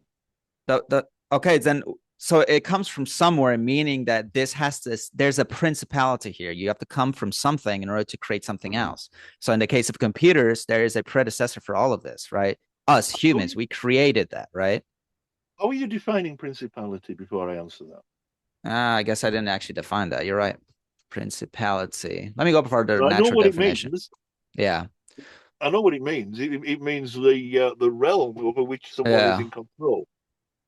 It says ruled by a prince. Yeah, the No, realm in which someone is over which someone is principality in control. concept. No, that's not what I was trying to say. Sorry. I didn't think it was because it seemed a No. very silly word to put in there. Well, what I meant is by because principality goes into a morality aspect, but it's more No, it about doesn't. the starting points, right? The starting points of things in order to breed everything else, right? So in the case of computers, we humans had to come up with design somehow, and then testing and trying. That's how it came to be, right? Mhm. So my idea is The that yes, we computers, do yeah. get smarter as we do things. No, we become more knowledgeable. But okay, how does that not play into intelligence? I don't understand. Right, intelligence. Oh, let me give you an analogy. Okay. Uh, I have a bucket of water. If I use that water to wash a car, I Mm-hmm. have done something good with the water that's Okay. beneficial, but the water is still just water. Okay. And I have, we'll use the same sort of a metaphor this time. I have a bucket of intelligence. If I use that intelligence to learn the contents of the Encyclopedia Britannica, I've done something that has benefit, but I still have the same basic intelligence. I've just used it in a purposeful way. okay. So you're gonna have to explain why we couldn't create cars 2,000 years ago. I'm going to have to explain what? If intelligence is the exact same that it was today than 2,000 years ago, you're gonna have to explain why Yeah, there's no cars 2,000 years ago. because of accumulated knowledge So that means that they had to about get many. smarter and do things better and faster and No, they cheaper, had to etc. learn more. They didn't have to And get in order smarter, to they had learn to that, learn. as you say, they have to acquire knowledge, right? Sorry, this is such a major sidetrack. Where are we going with I'm this? confused here because you're saying we cannot become more intelligent. That's your claim. As individuals, no, we can't. We have the intelligence that we have. Do you think that through non-inbreeding, and we only breed the smartest people in the world, we can actually make the population smarter? Yeah, but that's not as an individual. This is what I'm saying. You're getting confused between genotype and phenotype. You Even cannot if I change. don't know the difference, I'm asking you All the right, simple question of can you all become right. You're getting smarter? You said confused no. between the population and Okay. the individual. Yeah, if we did this inbreeding thing, the selective breeding thing that you're talking about, I have no doubt that we could increase the average intelligence of humans. So do But you we will think not. over the But history of we will. humanity that has happened naturally? Yes, So because you just intelligence. contradicted your first argument. No, I didn't. Yeah, Because because you said intelligence. we cannot. You said that I could change my intelligence. No, I can't. You can That does become not mean smarter. Yes, that's I true. can become more educated. That does not mean that humans, through selection pressures, have not managed to increase the intelligence on average of humans. But you're talking about the last few thousand years. Modern humans haven't changed particularly in terms of intelligence. You know, you read some of the ancient classics, they're absolutely phenomenal works. Never discredited. But the problem is that in my understanding is most people weren't as smart as we have collectively today as humans. First, number one, for population increased, obviously. But number two is that there's a lot of reason to believe that a lot of people couldn't do things for either they were not allowed to do it, right? Number two, they just didn't have the tools in order to do that. So that means that Yeah, they require a certain level of understanding this again is either good to do or bad to do. But in order for that to happen, there has to be a concept of how do we become better, smarter, more efficient. So this all no, requires no, a there doesn't, certain level of understanding. no, there doesn't have to be a concept of how do we become smarter. There might have to be a concept of, oh, I've noticed that if I rub them two sticks together, I get fire. Do you know that the military doesn't hire in the United States anybody below 72 IQ? Did you know that? I'm not surprised, given that the average is 100. Do you know why they do that? Well, presumably because they don't want idiots. Correct. So that means that IQ does play a relevant part in understanding how things work. And in order to I, do that, you have to get people who you, are smart enough. you are missing the point entirely. Here is my And point. I don't You're really, saying I you're don't saying that really. it Why are we wasting time on IQ? because this plays into it. I was talking about the historical context of why things evolve. Even from the historical spiritual side of things had to evolve to become better, more palatable for human understanding. Because even though there's a spiritual aspect for how people behave, there's also a behavioral aspect on how people behave, even though it's a redundant argument. Because we cannot simply do things without having an ounce of idea as to why. You know, in the old days, as they were telling us, they had to sacrifice animals in order to reach God. Obviously, I don't know how to make up of that. Is that exactly what it was supposed to be? Is that really the intelligence level? My assumption is yes, they couldn't understand better. They actually couldn't understand better. And the evidence for this is because I've Well, lived 16 years in sub Saharan Africa, I understand that people's IQ level is not that high. And that's a fact. well, of course, it's not in terms of IQ. IQ. This is why I said it's biased, and you said who cares? An IQ test is very Western centric. Who cares? Western hemispheres are the one that are creating the technology, at least in Right, the but past. you've just said that people in Africa have low IQs, presumably measured by IQ tests, which are Western centric. They're biased against those cultures. That's not controversial. That's standard understanding of IQ tests. Okay. So, And of course, well, it's like you're judging people by a test that isn't designed to measure their IQ because it's a so different what kind of culture. test do you propose for them to be on an equal measurable level I, as Western countries? I think they are on an equal measurable level as human beings. And maybe, well, and we're maybe, not talking about the inherent value of humans. We're talking about the yeah, intelligence simply. well, I don't see that there's a difference in intelligence. And Well, in order to progress quite society, uncomfortable.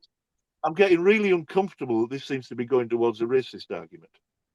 I Are you never seeing? even talk about Are racism you here. seeing that black people are less intelligent than white people? No, I'm talking about Then Africa what because I are used you to live seeing? in Africa. Then what are you seeing?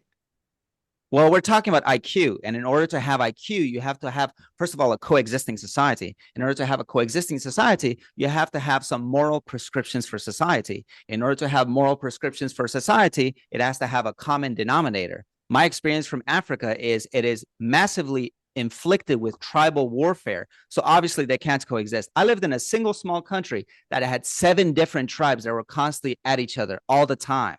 So That's rule comfortable. number one, we got That's to comfortable. figure out the historical context of why God did things as he did, even if they're complete opposition from Old Testament to New Okay. Testament. Number two, why is Christianity so important for the understanding of modernity? And then number three, No, it might be for your modern culture.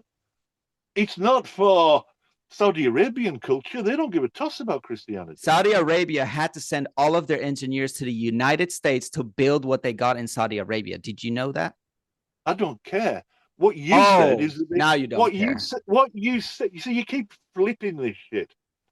What you I'm said. asking. Mm-hmm. What you said is that you can't have a coherent. You can't understand a modern coherent culture without Christianity. Well, there's an example of one that I you never did. said that. What I about didn't say you what can't about understand India? any. What was that? What about India? What about their culture? Well, they got a lot of issues with social norms. I mean, it's the amount of Yeah, they have. unhygienic. But are you surely not seriously going to suggest that your culture doesn't, that my culture doesn't? Which one? What are you We've talking got about? we've got major problems Sure. socially. But if we had to contrast that with the cultures that were not influenced at all by Christianity or even anything remotely to the Western world as we understand it, modernity, there's a huge contrast. I would be hard pressed, apart from that little tribe that I still can't remember which island it is that we talked about last time. I would Mm-hmm. be hard pressed to come across or to think of a culture that hasn't had some influence from Christianity. You're right.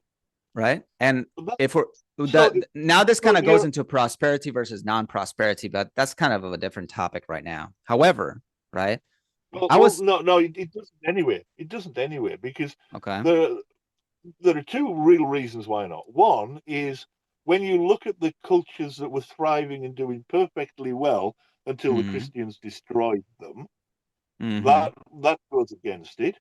And the Name me other one, one. there are several in South America that the Christians destroyed. Look at Native Yeah, but American you're culture. telling me that they were completely peaceful. They were not invading and ripping people's hearts out. Nothing, really. Uh, no, I'm not telling you that. There were more than just the two Aztec and Inca cultures in South America. But when Cortez got over there, he destroyed everything he could see. If you I'm were not saying that. Cortez and you saw Look people at ripping their hearts out, would you invade them? that's not why Cortez went there. He went there for gold. No, I mean, if you were Cortez and you saw people literally ripping hearts out and say, "This is our culture," are you going to intervene or say, it's you do whatever you want? I don't think Cortez would have cared. Bear in mind that this was late 15th century Spain was where he came from. Sure. I think they were pretty brutal to each other then. Do you know about the Spanish Inquisition? Oh, I Do you know do. what they did after 1492 and they expelled the Muslims that we talked about last time?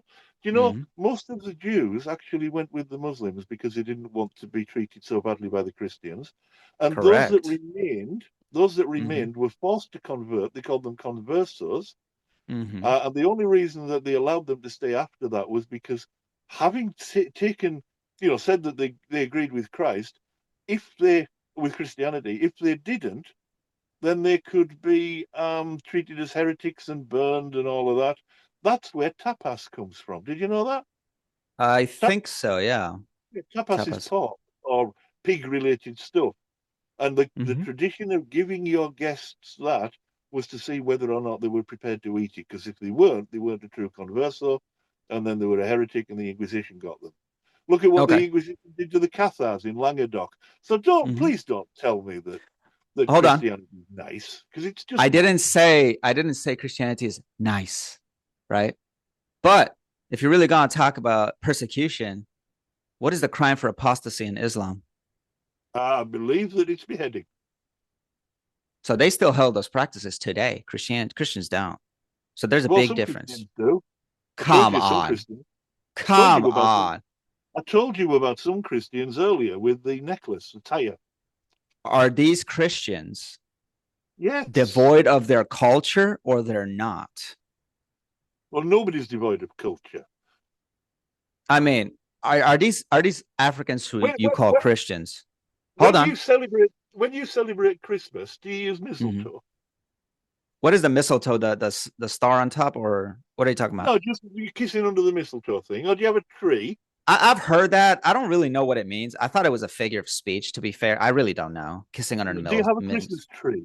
Oh yeah, I put a Christmas tree Right, up. that's pagan. That's from the pagan roots of your culture. Do you think we can use things from other cultures and make it holy according to Christianity? I think you can incorporate things into your culture and it's not a big deal.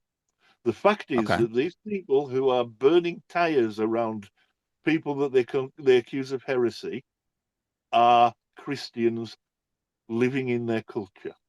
How many people do you think as numbers are in that culture?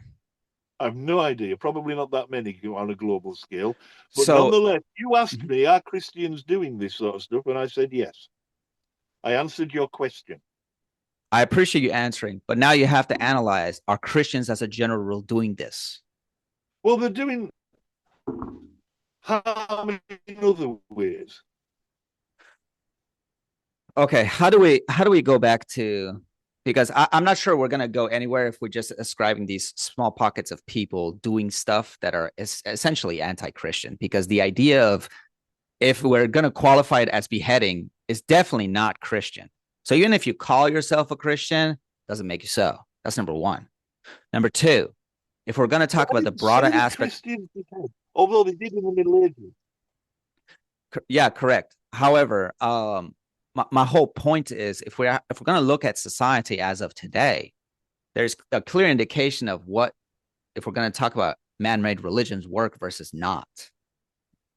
And the evidence is essentially the Western world versus everybody else. Japan, South Korea, and essentially all of the West is all heavily Christian influenced. Until this day, are the most prosperous society. The difference when people mention, oh, China, what? I didn't say it wasn't. But I wanted to tie this in because originally you were talking about coexistence as one of your important rules, or important, what's it called? You gave it a specific name. It's an Principle. important Did you say element of principle? morality. Your Yeah, point okay, of your principle. That's morality. a word I would have used. Yeah. Okay. So when we were going into this dilemma about why would God say things bad in the Old Testament and now things are different in the New Testament, I was trying to give a reference specifically for the situation where, because humans could not understand otherwise, God had to go a certain way. But now that Christ came and God said through Christ that this is the new way, you better follow it. I cannot recognize you. Therefore, the famous words, if you have seen me, you have seen the Father, or unless you go through me, you cannot go through God. Those words are essentially the start of something new, something that was not heard of back in the Old Testament, because there was nobody else in the Old Testament that was as comparable to Christ. This is why the prescription of divinity for Christ is so important, because if there's no divinity prescription for Christ, there is no Christianity. Absolutely. That's why So there's no Christianity, or Christianity isn't real. Why do you think the Jews don't recognize Jesus on the whole, apart from the odd Messianic Jew? Why to do you be think the fair, I'm majority of not Jews sure, don't? because I mean, we could try to go into the minds of Well, Jews and they will say, we simply don't I can, I trust can, them. I could tell you why. Mm-hmm. It's because they read the Bible in the original Hebrew. They read the Torah and the Old Testament in the original Hebrew, and they know that Jesus did not fulfill any messianic prophecies. Which messianic prophecies did Christ not fulfill? Well, any of them. Well, did he have to go to the way of the cross because the Jews basically not believed in him and his apostles, or Judas betrayed him? Is that possible? There is no prophecy about that. There's one, I think it's in Isaiah. No, it's not in Isaiah. It's a Sorry, psalm. It's one of David's I think psalms. I think I Where didn't express it well. What I was trying to say is that is it possible that Christ was trying to do something else, but instead he had to take the way of the cross because of the betrayal of his closest people?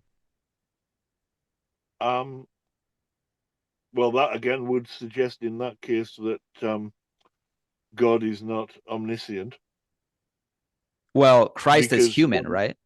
He can be yeah, killed. well, Christ is also God. Correct, but we're talking about entities here. We're not necessarily talking about two bodies in the same body. No, I know we're not. And I'm Okay. talking about the God of the Old Testament who made certain prophecies about Jesus, or sorry, about the Messiah, not about Jesus, that did not come true. That's why the Jews don't recognize Jesus. It's because he didn't fulfill the messianic prophecies. It was a But blasphemer, also, according to they them. didn't believe in him back in the day because they simply couldn't accept the fact that Jesus Christ was Jesus Christ. No, because they knew that he hadn't fulfilled any prophecies. I mean, I heard different things from he was born out of a person who has not in a high status place. I don't know how accurate that is. That the Well, idea is that if she was he wasn't born of a David's line. virgin, what was that? He wasn't of So, David's line.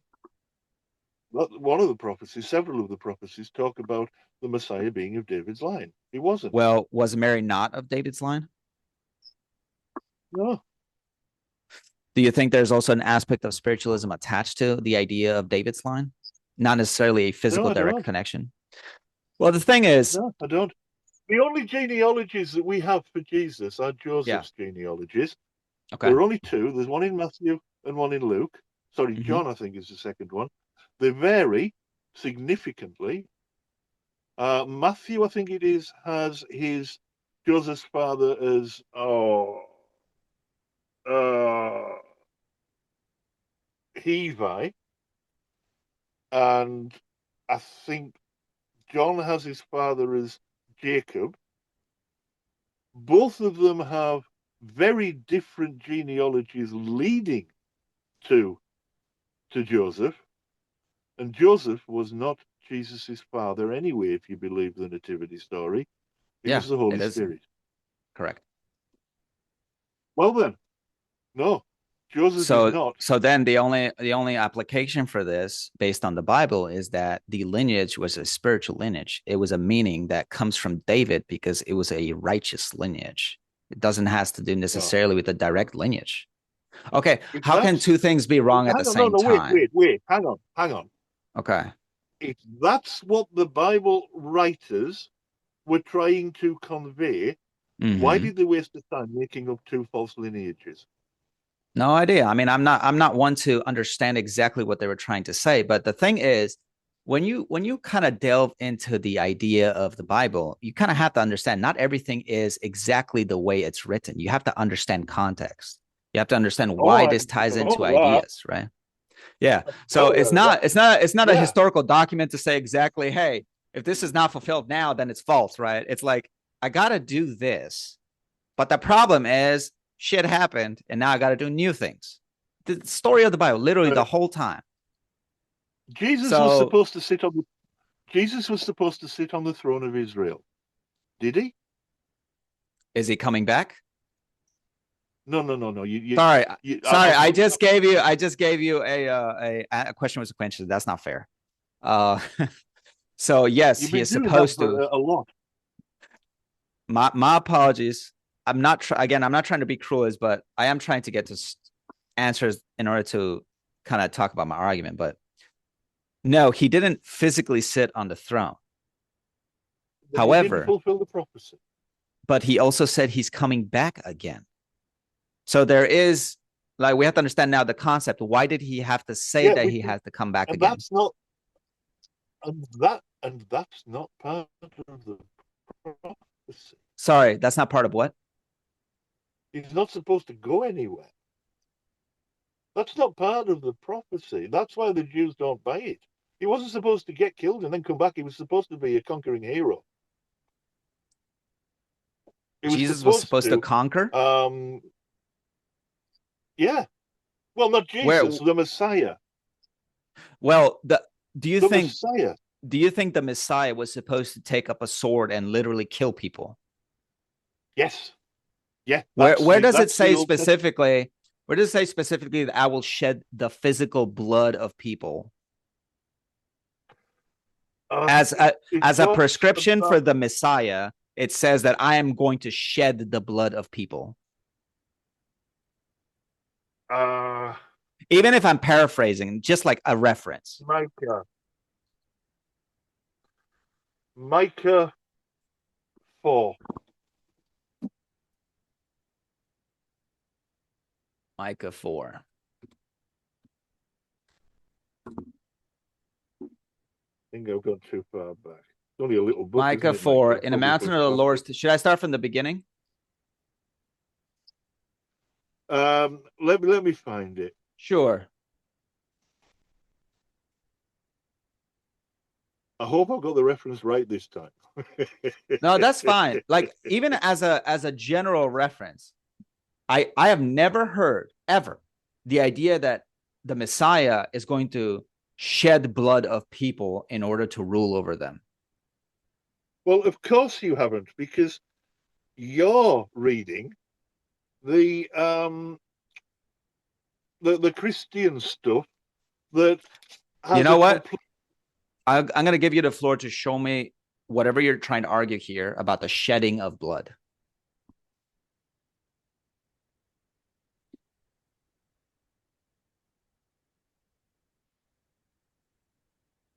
Well, I didn't say shedding of blood. You did. No, you But said you I got to said, conquer them. So and then I asked you, yeah, oh, yeah, he's going to yeah. pick up a sword and start killing people. No, And no. basically, There are very no. There okay, are various ways. Let me read it. okay, go ahead. Um, He will teach us his ways so that we may walk in his paths. The Lord will go out from Zion, the word of the Lord from Jerusalem. He will judge between many peoples and will settle disputes for strong nations far and wide. They will beat their swords into plowshares and their spears into pruning hooks. Mm-hmm. Nation will not take up sword against nation, nor will they train for war any more. Every man will sit under his own vine and under his own fig tree, and no one will make them afraid, for the Lord Almighty has spoken. All the nations may walk in the name of their gods, plural. We will walk in the name of our Lord, our God, forever and ever. That's what the Messiah is supposed to do. He's not Correct. supposed to get crucified by the Romans. And there was no peace after that. He didn't Can I ask you a fulfill follow-up messianic question? prophecy. Yeah, go on. Did Judas betray Christ or not? Well, that's a really interesting one, because if he did, then it wasn't part of God's plan. That's what I've been If trying to tell you. People betray the good because they will do so. So that's my right whole in that point. well, no, well, in that case, Yeah. Jesus came to be crucified, did he not? That is the To pay common that price. understanding. Yeah, Sure. to pay that price. Mm-hmm. So, if Judas betraying Jesus was not part of the plan, how the hell was he going to get crucified? I'm not But there's certain. I another don't know how to answer that question. I actually don't. there's a, there's another problem with that. Mm-hmm. Judas. Oh, hang on. Somebody's calling me. I need to just That's fine. I'll be here. decline it. No, it's all right. I just declined it. There's another problem with that, Okay. which is I've lost my train of thought now. What did I say? Sorry, you're talking about the crucifixion and why would God talk about it, but then change his mind because of traitor Judas. Sorry. Yeah, so Judas had to have been part of the plan altogether. But it's a very silly part of the plan, because Mm-hmm. Judas's role was to point out to the high priests and the temple guard who Jesus was. Yeah? Mm-hmm. By kissing him on the cheek. Mm-hmm. Jesus had been in the temple the day before, apparently, talking to the high priests. They already knew what he looked like because they'd seen him yesterday. It makes no sense. The way I think about these things that don't make sense in the Bible is usually for the understanding of purpose and mission. For example, sometimes there's metaphors for explaining that bad thing will happen but if you avoid it, good things will happen. I mean, this happened with the story of the vineyard, for example.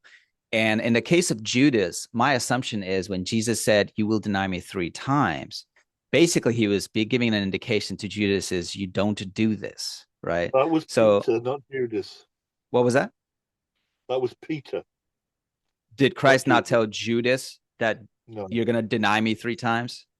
Before the cock crows, you will deny me 3 times. It was So Peter. that was not Judas. Are you sure? No, I'm absolutely certain. Let me pull it up.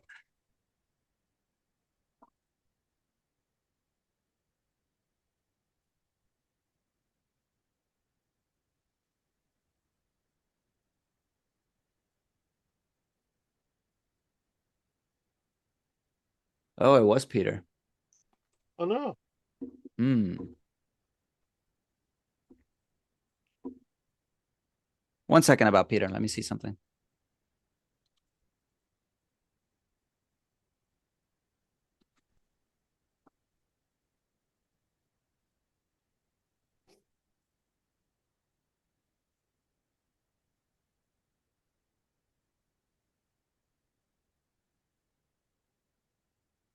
That was my bad about Judas. But what I was trying to do with the argument there is basically explain the following. If Christ told Peter in this case, so my apologies for saying that it was Judas. I didn't know that. I actually thought it was Judas. I didn't know there was You a do second need to person. study your Bible a bit more if you're going to have these That's discussions. this doesn't have anything to do with my argument still, right? My argument But still you do, stands. just as a general point. It Seriously, look, Jonathan, I let will, me say but this. I'm trying to help you. you, If you're going I to have this, guarantee if you you that my argument still stands, and I will well, prove to make your you. argument anyway. I would want to say this. I'm trying to help you because I get it. You're a young man. You want to have these discussions. You need to study more. You need to at least read your Bible. Is that part of intelligence as well? Sorry, I'm being snarky. Yeah, I know you are. I'm trying to help you. So, I but said earlier on, I don't think you're back equipped, and to I still don't. just because I may be wrong about a certain thing, but my No, argument still there's stands, all is sorts not of an things. indication that my argument It's is like wrong. pulling teeth trying to get you to understand basic concepts half the time. You But go on, said, make your argument. yeah, I said Judas betrayed him, right? But my argument was the following. Sometimes these contexts and the metaphors for why things were said was because there was an effort for people to basically go against what they're naturally inclined to do, right? So if Christ in this case told Peter that you will deny me, maybe the essence, I can't know exactly if he said, I mean, he did say, I won't deny you, right? As far as I remember, but he did, meaning that there was an element that was more extraordinary than we can kind of conclude to. So my whole idea of this is that sometimes it's not clear cut and dry as to why things happened. That's my whole argument. Well, that's not an argument, it's an obvious statement of fact. Although in this case, I think it is fairly clear. Assuming that this happened at all, Peter was a normal human bloke and he got scared. Yeah. The whole issue with this is that I think you're trying to basically say that the whole history of Christianity, not the history, sorry, the whole idea of Christianity, the religion and the Bible is essentially fake because whatever it says in the Bible did not come to pass exactly as it was, right? Did I get that right? No, I'm not saying it. No, that's Okay. not why I'm saying it. I am saying that it's fake and it's nonsense because it's logically incoherent. It does not hang together. Look at the whole premise. This is a bit tongue in cheek, but Go. this actually is a reasonable summation of Christianity. Go ahead. It is the belief.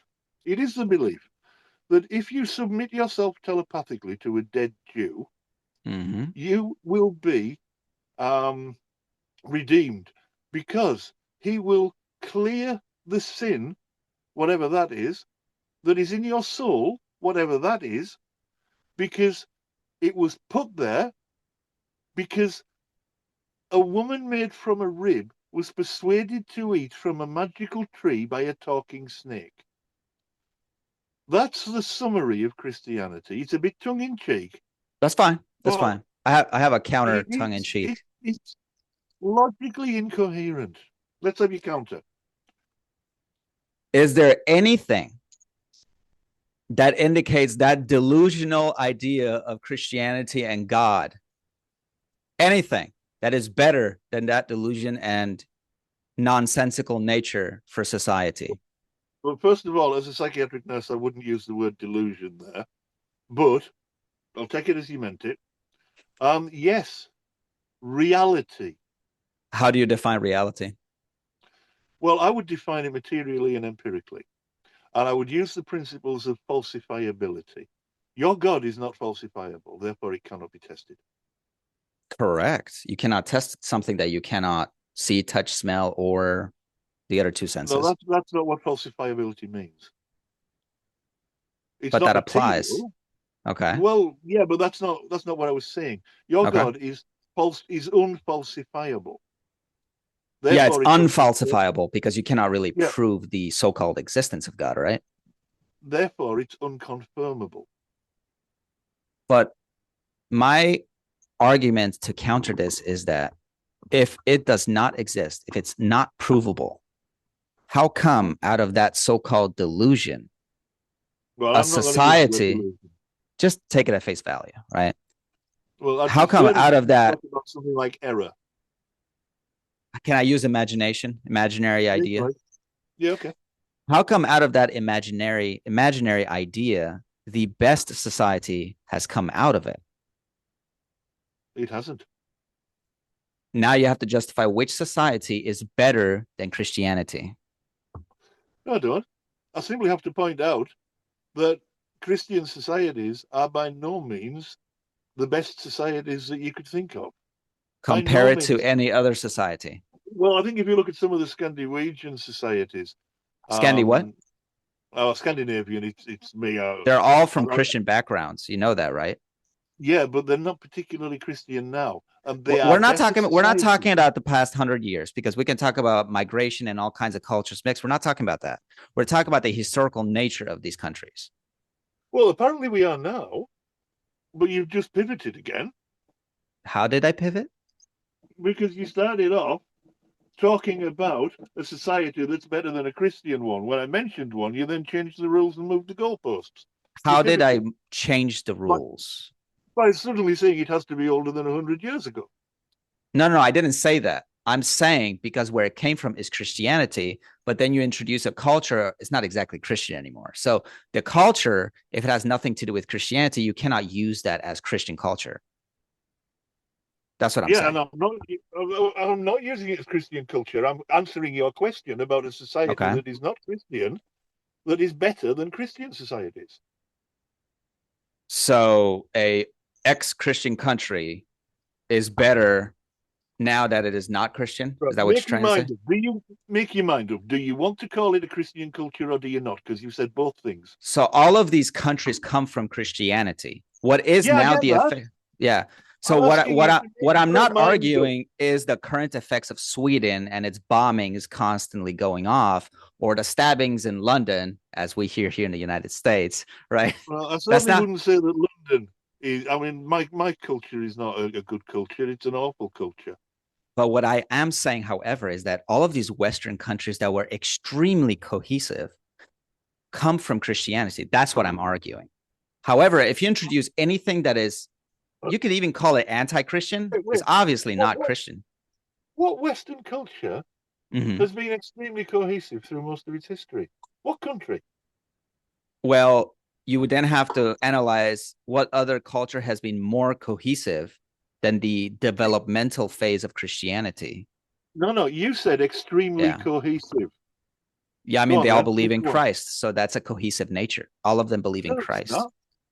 In my own country, we fought 2 civil wars over the right way to worship Christ. They all believed in Christ, whether they're Trinitarians or not. That's not the point, but they all believed in Christ. They weren't cohesive. We had 2 civil wars about that.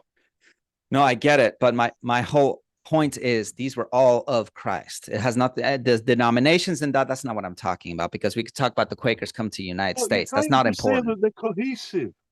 Yeah, so cohesive nature because they came from Christianity. Well, insofar as they're all Christians, but they weren't cohesive in any reasonable metric. They were killing each other.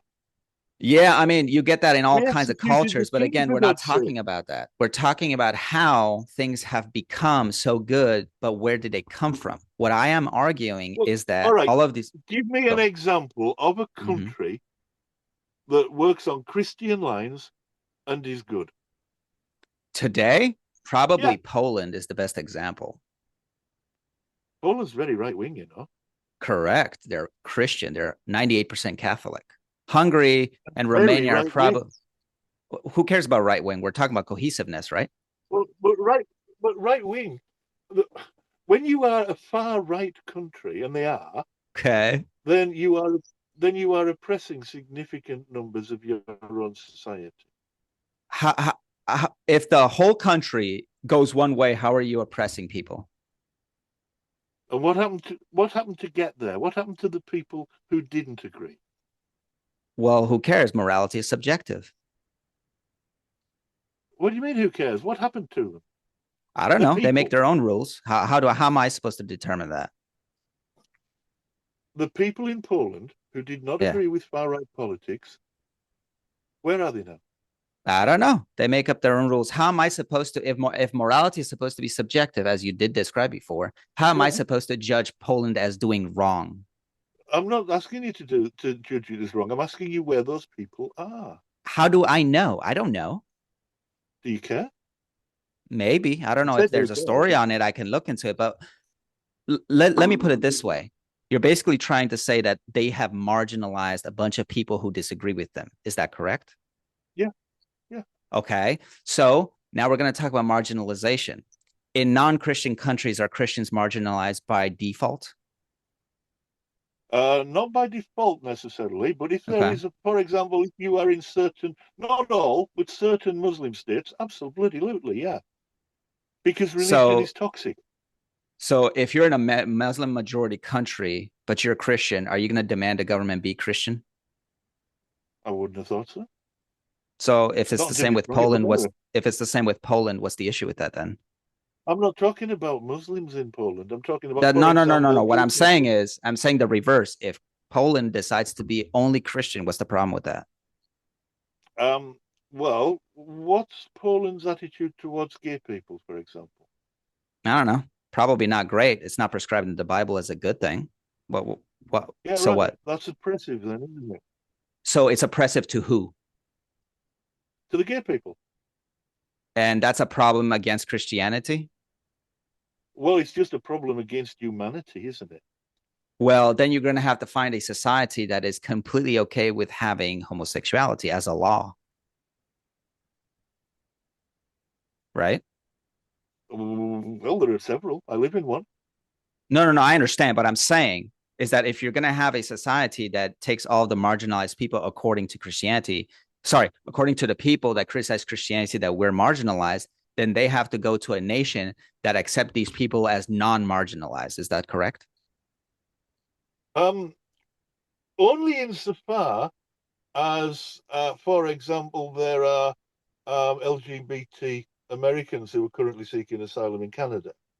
Okay. But again, how is that wrong from Poland's perspective to not Well, no, forget Poland. Let's talk about your country. okay. You have American citizens, some of whom are trying to get to other countries to Mm-hmm. literally to seek asylum, and Mm-hmm. some of whom are moving from one state to another. Okay. So they're being uprooted. They are being coerced and pressured to leave because their rights are being removed in certain states and federally as well. Which rights are you talking about? Well, I mean, the overturning of Roe v. Wade is one, for example. I think How it's is in okay from the Iowa. Christian perspective, is abortion a good or a bad thing? I really don't give a booger. I'm talking about from a So how do you human perspective. prescribe No, if listen, that is a listen. bad law?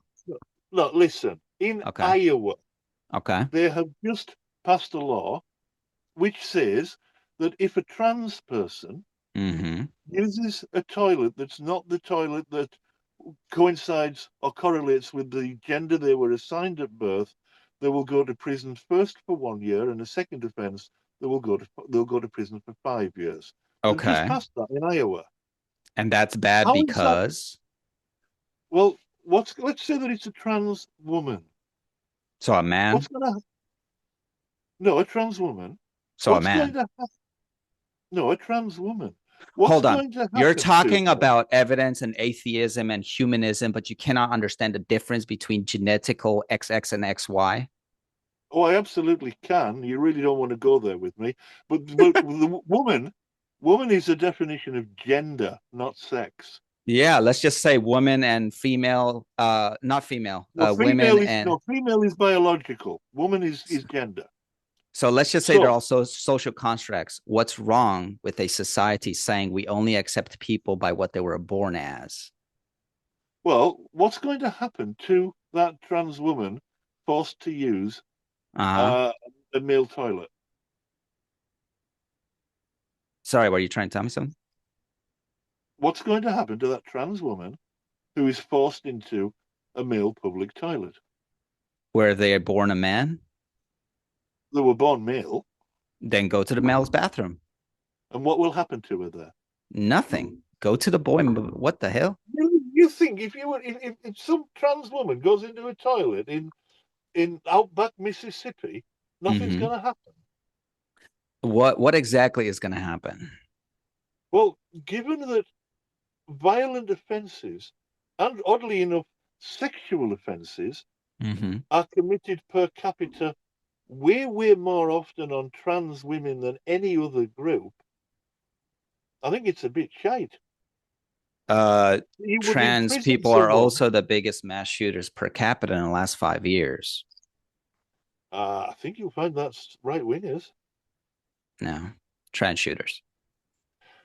Um, So no, we can keep going down the route of transgenderism, but the issue is they have a lot of personal things that they have to deal with. I'm not denying that. However, simply affirming, and I'm going to use the word correctly here, delusions is not good for society. that's not a correct use of the word. Think about it whatever you want. You may disagree with them, but that does not give you the right to talk about delusions in the same way that I won't talk about Christians as being deluded. You can literally say that, and I would have no issue with it. You I'm know not why? going to, though, because Because it's I'm a inaccurate. normal person who can think normally about things, right? Right? But it's inaccurate to call Christians delusional. If I say I like, I don't know, to fly in the sky and I believe so, does that make me delusional? Um, Probably. Delusion. That's it. So I'm applying the word correctly by a Look, man saying I look, am a woman. if you look on my channel later on, there I are two will. or three videos that address the topic of whether or not Christianity is a delusion. And it explains why you're using the term delusional incorrectly.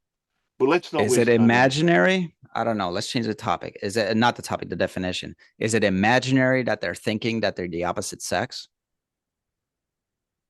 No, no, because they're Why is not it thinking not? they're the They're opposite imagining sex. it. They're not thinking they're the opposite sex. Then They why do they have to are go into the woman's bathroom?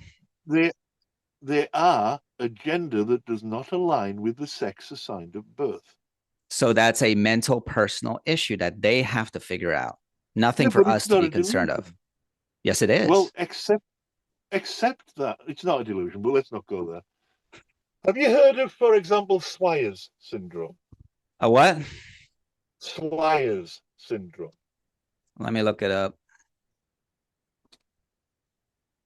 Slyers, like SLY.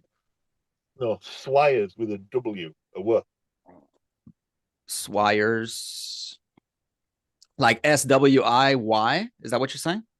I think it's SWI. It might be SWY. I'm not sure. But Swyer's syndrome. Swyer syndrome is a rare genetic disorder where individuals with XY chromosomes develop as females possessing a uterus and fallopian tubes, but non-functional streak gonads. What does non-functional streak gonads mean? It basically means that they've got male testicles and a male penis as well, very often. Not always, but very often. But they can't have children, right?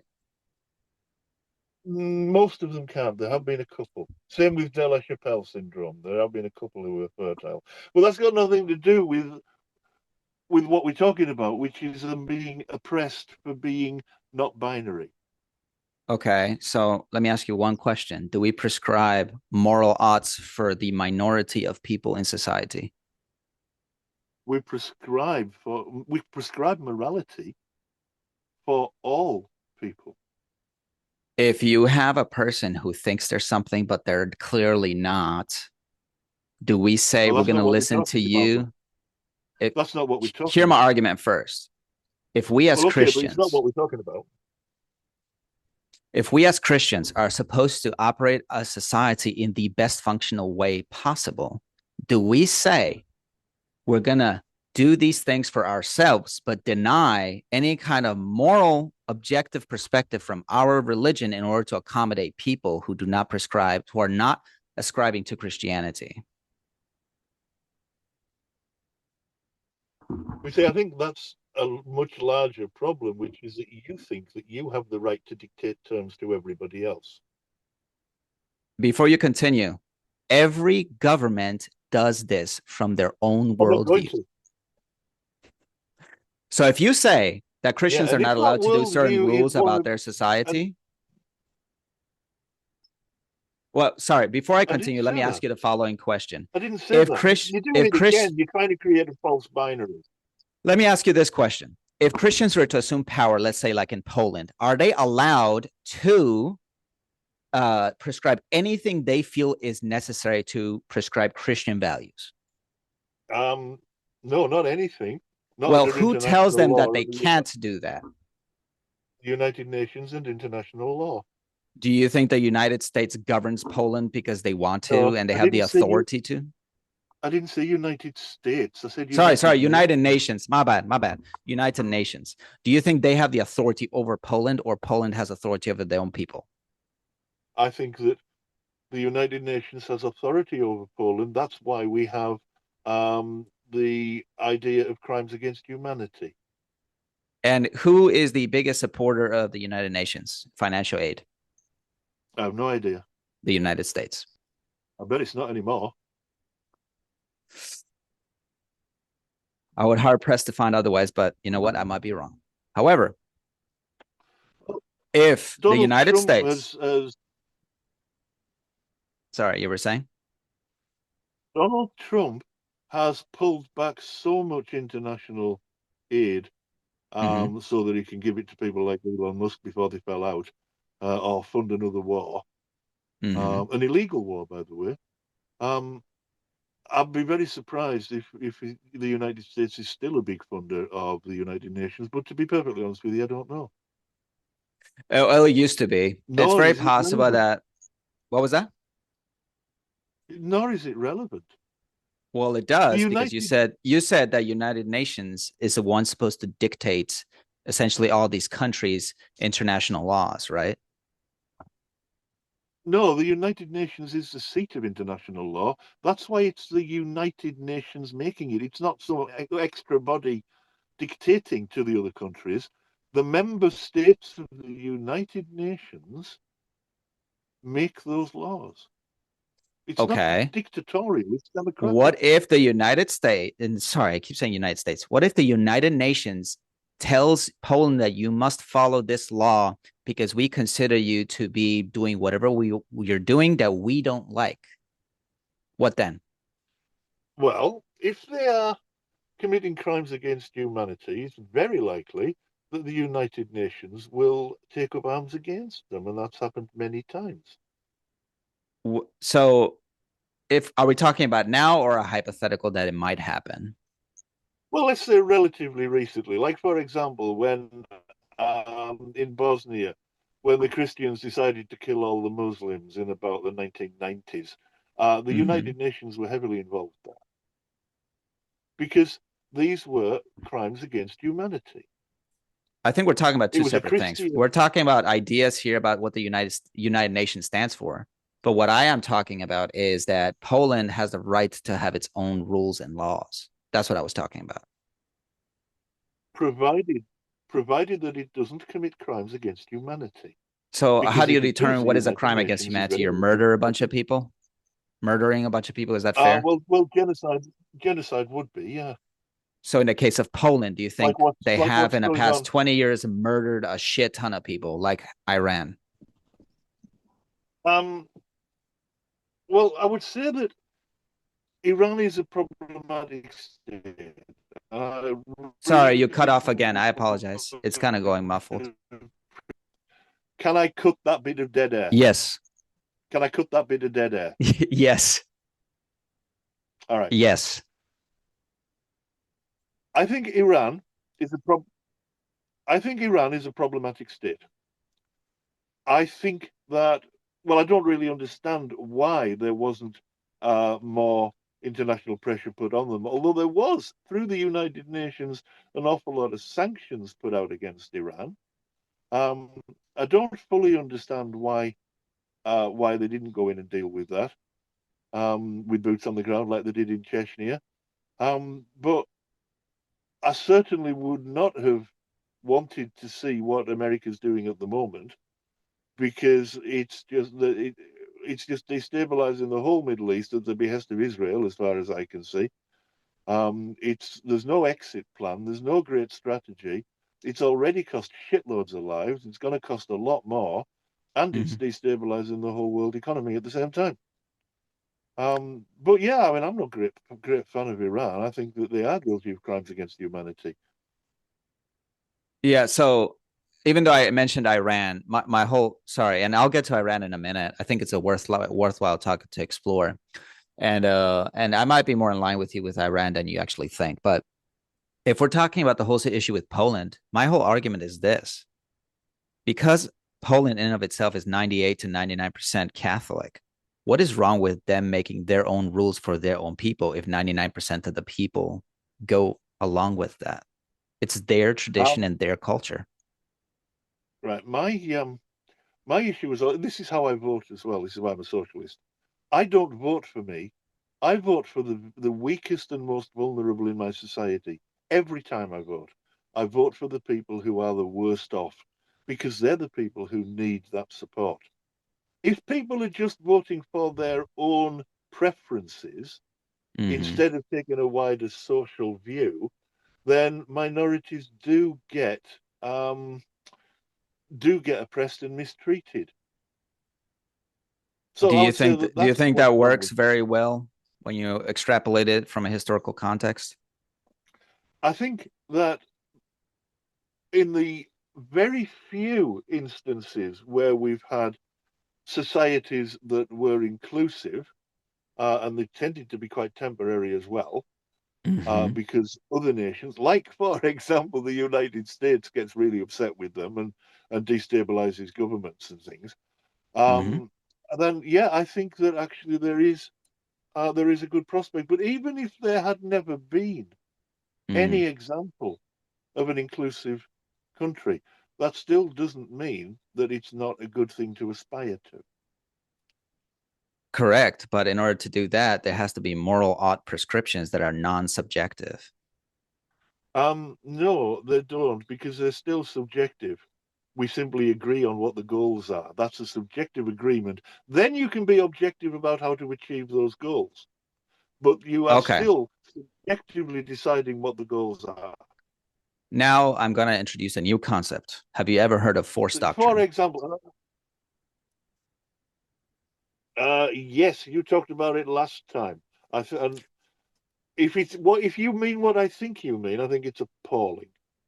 Hold on. But Before you even tell me what decide it to go means. down that route, Tell me what it means. how you said you like to live by a common understanding. Everybody has their own morals, but it's essentially on a coexistent level, right? That we can get along ideologically Yeah, speaking, right? yeah. How do you enforce that those rules are kept in place?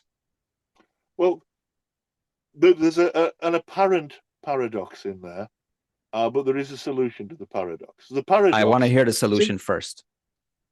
well, no, because I need to explain the paradox, then I'll give you the solution. Go ahead. The paradox, as it's usually expressed, is to say that we tolerate everything except intolerance. And that's a true paradox. I see it differently. I say that in order to have a cohesive functioning society, we need a social contract which is tolerant of everyone. If you sign up to that social contract, you are tolerant and you are tolerated. If you don't, if you are intolerant, we're not bound to maintain that social contract with you. So, for example, let's say that I could wave a magic wand and I can make the United Kingdom adopt this social contract. Everyone tolerates everyone because that's the contract and we've all signed up to it. But there are a small handful of people. We'll call them Hitler's Gestapo. Mm. And Hitler's Gestapo have not signed up to that social contract. Okay, then they can't expect to get the benefit from it. So we won't tolerate that. But you can argue that's a form of natural justice anyway. You didn't really address my concern because you Oh, still have to contend with the idea that somebody has to enforce those rules, those morals, course, and yeah. those ethics. Yeah, of course, yeah. So what you're talking about is coexistence as a peaceful idea, essentially. What I am talking about is you cannot have that unless there is a force enforcing that. Yeah, I agree. Yeah, And that who is that? force, Mm-hmm. that force comes from the majority of the people who have signed up to this social contract. So it operates in exactly the same way. The only people that it doesn't tolerate are those who do not sign up to the social contract. Well, no, you're talking about a natural submission to it, right? That just doesn't happen in the idea of force doctrine. No, I'm not talking about a natural condition. I'm waiting for you to explain force doctrine. So force doctrine is the idea is that I have the force, I tell you what to do. That's force doctrine. So whoever has the force majority enforces all of the rules, all of it. So no matter what morals and ethics you had preemptively before I came in power, you now follow my rules. That's force doctrine. So you're talking about dictatorship. It's dictatorship. That's part of it, I guess. Sure. But we all live in a dictatorship. We just don't like to admit it. We all live under a certain dictatorship. Think about it. No, we don't. Your country's getting close to it, but no, we don't. In the UK, you have hate speech laws. Come on. Yeah, we do. Yeah. You know what is a hate speech? Yeah. You know what is a hate speech for Islam and Judaism? Saying that Christ is God. That's a hate speech law. They may not recognize it as such, but that is okay. So why our hate speech is based upon the social contract I've just outlined. So and who is the enforcement arm again? The police who come and detain you? Well, it'd be our police. So that means that they have to enforce the laws that they decided to make up, because the people who disagree with the hate speech laws, they didn't agree with those laws, right? People. Yeah, because there are a minority of people who like to abuse others. Wait, didn't you just complain? You just said that it's a minority of people. Sorry, go ahead. If I were to say, as I think you wanted to say earlier, black people are less intelligent than white people, that's okay. It's legal. It would be wrong. It would be stupid, but it would be legal in this country. If I said we should kill black people, that's hate speech. It's also covered by another law, which is known as incitement. Okay, so now you have to ask yourself the question: who makes these laws? Where do these laws come from? Let me sum up. Okay, go ahead. They come from a democratic society. We have representative democracy in this country. Representative democracy means what? It means that people vote for their representatives who go to parliament and make the laws. Is this by a majority vote, like 51% kind of thing? It's first past the post at the moment. It's actually changing. I'm pretty sure within the next 10 years we'll have a different system, which is proportional representation. What does proportional representation mean? It means that you vote for several different. You instead of going like you would vote Republican or Democrat, it would be one of those. You'd have one vote, yeah. Something like that, yeah. In proportional representation, Hmm. we would have, let's say, for example, we have the Conservatives, the Liberals, the Greens, the travesty that is Reform UK, who are very, very far right nationalist. Uh, maybe a couple of other independent people on the ballot. And Yeah. let's say you vote for three in ascending or descending order. So this is my first choice, this is my second, this is my third. And when the votes are tallied up, they're tallied up on an aggregate of first vote carries more weight than a second, that carries more weight than a third, and it's done over aggregate. So you get a much broader, fairer spread than just a first past the post system. We haven't Do you got that think yet. it's Most more of of Europe have. a do you think it's more of a majority kind of voting regardless? Like this is the most voted person. Or is it different? Am I imagining something different Well, here? that would I, I think you're asking me to talk in general terms about what Yeah. would vary from election to election. No, no, no. What You'd I'm have to look saying at a is, specific election to answer that. let's just say the past election, did he get voted because it was majority of people voting for him, or there was a different situation there? The Labour Party won by a landslide, yeah. Okay. So I guess my question is the majority essentially decided this was the next candidate. This is who we want. Well, this was the next party, yeah. Yeah. So my question now is the following. Are they not making rules for the majorities that ignore the minority? Well, they shouldn't be. I mean, I actually think that the Labour Party now has lost its way a bit. I mean, I don't want to get into domestic politics with you greatly. But as far as I'm concerned, the government of this country should be serving the interests of the entire country. Correct. But how do you do that? Well, I think you do that by making sure that no one is left behind, You particularly. cannot do that. There's always Um, going to be two people who disagree with each other. So how do you do that? well, disagreeing isn't being left behind. No, what I'm saying, For example, what I'm actually saying for about laws. example, yeah, I know. Like, for example, in your country, it is Mhm. possible to go bankrupt because you need healthcare. That's not possible in this country. Correct. Yeah, we Well, don't your have that. NHS is going to a breaking point, man. You cannot tell me the NHS is stable. I work in the NHS and we're It's doing not all right, stable. thanks. No, you're not. We You do, think you are. we're doing all right. No, the You're problem is telling there's a me lot. that the NHS is not wasting a shit ton of money. That's what you're telling me. Yeah, I'm telling you that. Yeah, You know what? I'll take you at face value. I guess time will tell. yeah, yeah. It will. It will tell. Okay. But But we've had this. We've had a working NHS in this country since 1948. Nobody has had to pay at point of service since 1948 for the healthcare that regularly bankrupts your citizens. yeah, the difference is that you have to understand the three rules of healthcare. It's either universal, right? Accessible, which is it ties into universal. It's extremely high quality, or there was another one that was essentially cheap. And you can only have two factors.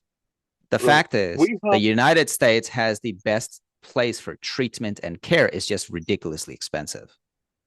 Very you have expensive. you have worse outcomes than we do. We're not talking so we're talking about the way on how they not necessarily they treat in terms of medication, which I completely agree with you. That's not the point. But my No, I'm my talking thing about health is, outcomes. Your yeah, life health outcomes we expectancy. can talk about, food and diet, Yeah, but that's not what I was your life alluding to. your life expectancy on average at the moment is 78. Ours is 82. We have better My outcomes.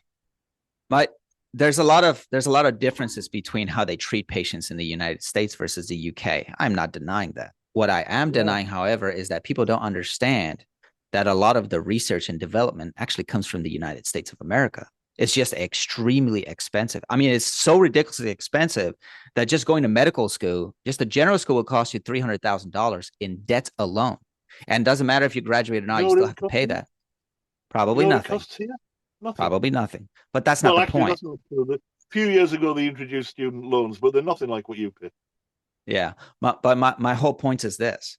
There's pros and benefits for cons and benefits, or pros and benefits for everything, right? Jesus, I'm saying the same Yeah, thing. like But you get my point. for example, we have a workforce that is generally significantly healthier and therefore more productive. So I'm even on not those denying that. dispassionate, even on those dispassionate society cohesive grounds that you were talking about earlier, our system's better. But we're getting off the topic, which is Yeah. So we're I getting off the believe topic of that forced doctrine. But what you went into the healthcare and all that. So I was just saying, hey, you may have great healthcare outcomes and all that, but the thing is, a lot of the research and development actually comes from the United States. So we have the benefit.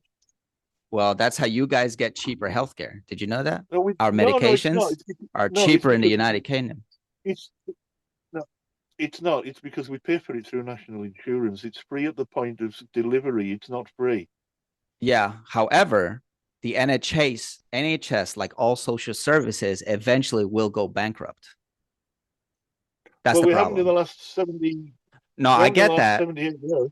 I get that. And I'm not saying that it is 100% guaranteed to fail. I'm saying that it is likely going to happen, right? Because all social services have a limit on how it works. And the reason I say this is the human capital is decreasing. There's not enough babies to replace. And this is how I estimate it. You need at least 5 babies to actually replace the workforce, because not everybody is going to do the same job as the previous generation. This is why you need at least 1 person to replace the exact same job. And this is not happening. This is why I estimate that even within the next 50 years, all of these social services will be incompatible for human growth. It's just not going to work. That's what I'm saying. And I'm not going to get into this with you because it's a distraction, but I absolutely fundamentally disagree. I could explain why, but I'm not going to. Okay. It's not but anyway, going back to the whole idea of forced doctrine. I'm interested to know. I have a direct question to you. Go ahead. In your lovely forced doctrine society, I'm an atheist. What happens to me? Well, that's the benefit of Christianity. We let you live. Did you know that? But what rules do I need to follow? Well, yeah, like I'm an atheist. I let you live. But so what? Not really. What rules do I need to follow? Not really. In a complete atheistic society like China, Christians are persecuted. Muslims as well, but that's not the point. Sorry, no, don't pivot. Don't pivot. What rules do I need to follow? Rules? I mean, I don't know. The prescription for Christianity is a voluntary, right? It's not forced, right? That's the prescription of Christianity. Okay, so what about my trans son? What about my trans son? The question is, are we going to change the rules because of one individual says so? I'm asking you what happens to my trans son in your ideal society. So what exactly? I don't understand that question. It's this, right? How am I supposed to answer that? Be specific. What do you mean? What happens? My son is trans. My son. Before I even get into that, is a false ideology. But what will his status be in your forced doctrine society? Well, if you want the forced application, then he is going to be what he was born as. What's the problem with that? Well, I think the problem with that is that would be a life of misery for my son. So I have to accommodate him, so I'm miserable. How are you miserable? Because he dresses like a man. Because he's not contingent with the broader society and how it should function under the Christian doctrine. What the hell has that got to do with you? Well, you asked me what would happen in a Christian society under forced doctrine, and I told you. But you then said it would make you miserable, and I'm asking you how it makes you miserable. Because I'm lying to him. No, you're not. You are accepting that he's someone who was born biologically female and chooses to live as a man. Oh, so it's a girl. Where's the lie? Because I'm trying to acknowledge something that is not real. We're acknowledging something that is not real. What's it got to do with you if he's happy? Because when in Christianity, the concept of degeneracy becomes widespread, degeneracy shapes culture. When degeneracy shapes culture, degeneracy shapes laws and rules. You used that word degenerate last time, and I didn't pick you up on it. But the only other time I've heard people talk about degenerate comes out of my studies of Nazi Germany. What do you mean by degenerate? Sexual deviants, people who are against Christian doctrine from the basic level. Like, for example, homosexuality is degeneracy in Right. the Bible. What's the problem with that? See, I'll tell you what I think is, I don't like the word degenerate, but I'll tell you what I think is thoroughly unreasonable, Okay. is this very unhealthy attitude that Christians have with other people's genitalia and how they use them. It's got The nothing to trans do with you, what community is consenting obsessed adults with do. pride parades, and you're telling me about genitalia? I'm telling you that you're obsessed with it. I'm not obsessed. I just don't want to see Christians it. are. Why do you think? Mm-hmm. Actually, the pride thing started with gay men. It didn't start with trans. They've just Well, and for some reason adopted they it because it integrated it. worked. Oh, I'm so shocked. Because because it worked for gay men, and the reason that Ah, they had to do it is exactly the same reason that in your country in where was it, somewhere in Birmingham, Alabama, they had the bus protests the where what? people were marching, the bus protests after Rosa Parks, So where what is this relevant to the concept of the trans ideology? What's going on? well, you asked me about you said you brought up marches. I'm answering your question about Okay. marches. The parades? Marches and pro Uh-huh. Marches and protests work. They worked in the civil rights movement. They worked in the 80s with the gay pride. Mm-hmm. And because it's LGBTQ plus now, there's various groups have joined together. Then on pride marches, you get trans as well as gay people there.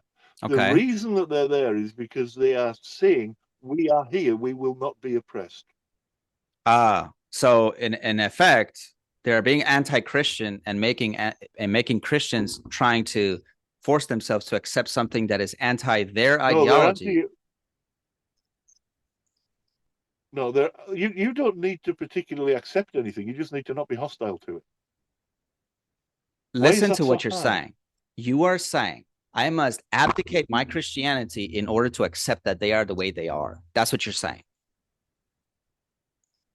No, no. What Okay. I'm saying What is is you the don't have to try and prescription? impose What is the your prescription for religious human rules. marriage in the Let me Bible? finish. You were talking. I was trying to answer. I'm Let me sorry. Go finish. ahead. No, you were interrupting when I was answering you. You asked a question, I started to answer, and you did what you often do, which is not let me finish, because you're not equipped for this. You are expected only to not impose your religious rules on people who don't follow your religion. That's it. Give me a That's it. religious rule. Give me a religious rule Who cares what the that is Bible says about marriage? Marriage predates Christianity. didn't deny that. However, they're living in a country that was Right. So founded who on cares what the Bible says Christianity. about it? There are many forms of marriage. There are many forms of marriage. This Who country cares what and the all Bible says Western about it? countries were founded on the values of Christianity. So don't come and tell Your me country, that the gay and trans your community country, are not trying to change the rules of society here. your country is the only Western country that absolutely was not founded on Christian values. Are you sure about that? Yeah, look at the Constitution. The Constitution was made by whom? By the founding fathers. Which were of what origin? They were largely out of England. All of them were Christian. All of them. Yeah, so what?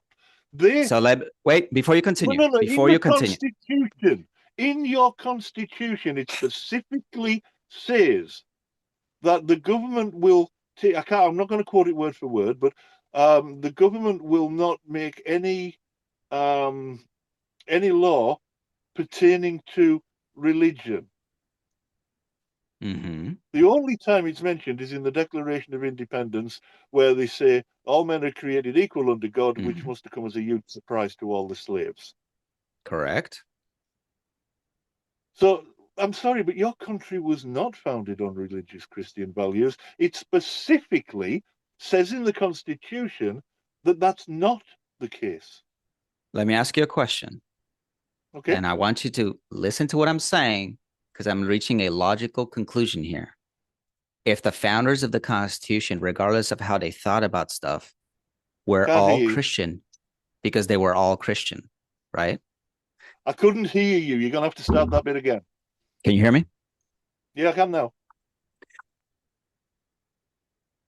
I want you to follow me here. Were all the founders of the Declaration of Independence and the Constitution, were they all Christian?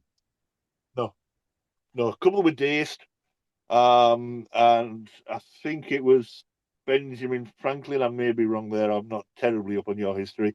I think Where it do was they come Benjamin from? Franklin. Those founders, where do they come from? You asked me if they were Christian, not what culture they came from. Hold on. I have a sequence here. Just Well, tell I've me. already answered that. They came, I think, largely from England. Which England was Christian, correct? Yeah. Okay. So now answer the following question.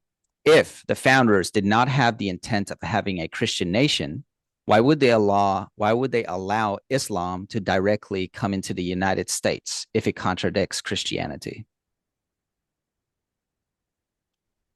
Are you familiar with the Treaty of Tripoli? Yes, I am. I exactly know what it is. Yeah.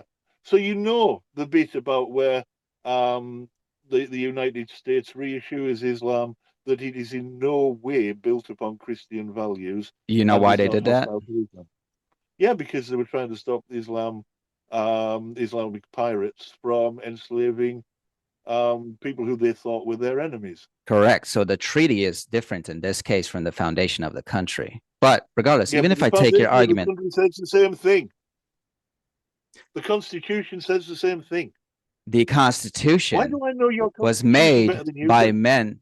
You don't. You say you do, but you don't, because you don't even understand the foundational aspect of the Constitution, right? Well, go on then, enlighten me. How is it Christian? Because the people who founded the Constitution ensured that people were to seek their own faith. The faith of the people of the time was only Christian. Do you see that? Yeah, but it didn't say that it could only ever be Christian. It said people have freedom to worship as they choose or not worship. So you're telling me that the founders envisioned that in 200, 300 years later, Islam, who is a contradiction to Islam, was totally fine with wiping out Christianity in the United States. That's what you're saying. No, that's not what I'm saying. I'm So saying that then my argument still stands. This is it. No, no. What I'm saying is that your founding fathers understood the need for separation of church and state. They had come, a lot of them had fled persecution because the church and state weren't separated. That's why they wanted to separate church and state. They wanted people to pursue their own religion. However, Yeah, they never wanted a contrary religion to take over their religion. Do you see the problem? no, you're putting words into the Constitution that aren't there. Okay, even if I'm introducing a new concept, it's not hard for me to imagine that a bunch of Christians decided to write a constitution that was designed for a Christian people without having to mention the word Christianity. Is this difficult to understand? It may not be hard for you to imagine. It may not be hard for you to imagine, but then throughout our conversations, it's been very clear you can imagine all sorts of things that have absolutely nothing. You're telling me I'm wrong for the way I process this. That's what you're saying. Yeah, that's what I'm saying. Yeah. Okay, please explain to me why the founders wanted Islam to take over the United States 250 years later. Well, they didn't. That's a silly question. So that means by implication that they did not anticipate the United States becoming Islamic. No, they didn't. And the United so that States means that they were speaking Islamic. to a Christian people. It means that they were speaking to a people and they understood the need. They understood because they had fled religious persecution, many of them. They understood the need for the government to keep its nose out of religion. And let me ask you a follow-up question. Were all of the 13 states independently their own Christian governments? I believe they were at the time. Yeah, I think all of them had a Christian government. Literally, they were all tied as a state religion. They all had their own state religions. I mean, And in fact, I think it was John Adams, I think. It was one of the founding fathers who reassured the people in one state that they wouldn't allow the slightly different denomination in another state to attack them. Correct. But again, Because they you're weren't talking about prepared. a Christian people. That's what you're talking about. Yeah, It's all the same. but they weren't. That's why the one state wanted to attack the other. This has nothing to do with my argument. My argument was this: the United States was founded on the premise for a Christian people, period. No, that's not your argument. Your wider argument is a fascist argument. It's, You want to be okay. able. How is it a fascist Well, versus a Russia I'm 1917 telling you. that they decided to do their own I am communistic telling perspective? you. Go ahead. I'm telling you. You want a society in which what you believe goes and everyone else can go hang. And Okay. if that means a life of misery for people like my trans son, you don't give a toss. Because I you're never not said I don't give a interested in toss. human thriving. I never You said I said don't who give. cares? I think that's the same thing. No. You said who cares? I never said who cares. This is what I said. I said that a society is prescribed based on the majority. And if it's a country like Poland, people have to ascribe to their rules. So if that means that the so-called marginalized people are not included in this Christian society by, I don't know, all kinds of rules that they impose on them, then it is what it is. This happens to literally every society. In fact, the more equal you try to make a society, the less equal it becomes. Did you know that? I don't even believe that it's true when you've said it. I'd like to know how the hell you think that works, other than a silly cliche. Well, talk about the United States, since I guess you do know more. You may know more. That's not the point. But this society, by the Constitution, I the know Bill of more Rights. about your country than you do, but I do know your Constitution says that there should be separation of church and state, although not in those exact words. Even if that was prescribed in the Constitution, my question was this: even though the Constitution, the Bill of Rights, ensures the equality of all men, and the 19th Amendment in 1919 by women, that we are all equal under the law, are we actually all equal? No, you're a very racist country, as far as I can see. Every country is racist. Come on, get out of here. No, that's not true. On. We're in a battle. We're in a battle at the moment in this country because people like Nigel Farage and his Reform UK party are trying to reintroduce racist legislation and ban the advances that we've been making since the 70s. Do you think Africans are not racist towards this white is people? Not a racist country. Are you sure? I would imagine we're all racist, man. Everybody is racist. Reason, given that we've exploited them. I'm not a racist. Give me one country that is effectively, fundamentally not racist. Just one. UK. So with the tensions that you have on, it's not racist. The country is not racist. There is a small minority of far right arseholes who are trying to change that. I sincerely hope that they don't succeed. But as it stands, this country is not racist. Is racism always bad? Yeah. Is Japan a bad nation? I think the way that Japan is ultra nationalist is problematic. Yeah. Wait, so, yeah, you're telling me that Japan for Japanese is a bad idea? I think that the way that they, like, for example, traditional Japanese households go for genetic purity tests before they'll allow marriages and things, because they don't want to mix their blood with other inferior races. I think that's problematic and racist. Yeah. Okay. Don't you? So who prescribes? I'm not yet into my argument, but I'm just going to disagree with you, saying no, it isn't. But anyway, let me go to the issue with Japan. Are you saying there are circumstances in which racism is okay? Sure. I mean, we're all racist towards certain things versus not others. Who cares? Give me an example where racism is okay. Uh,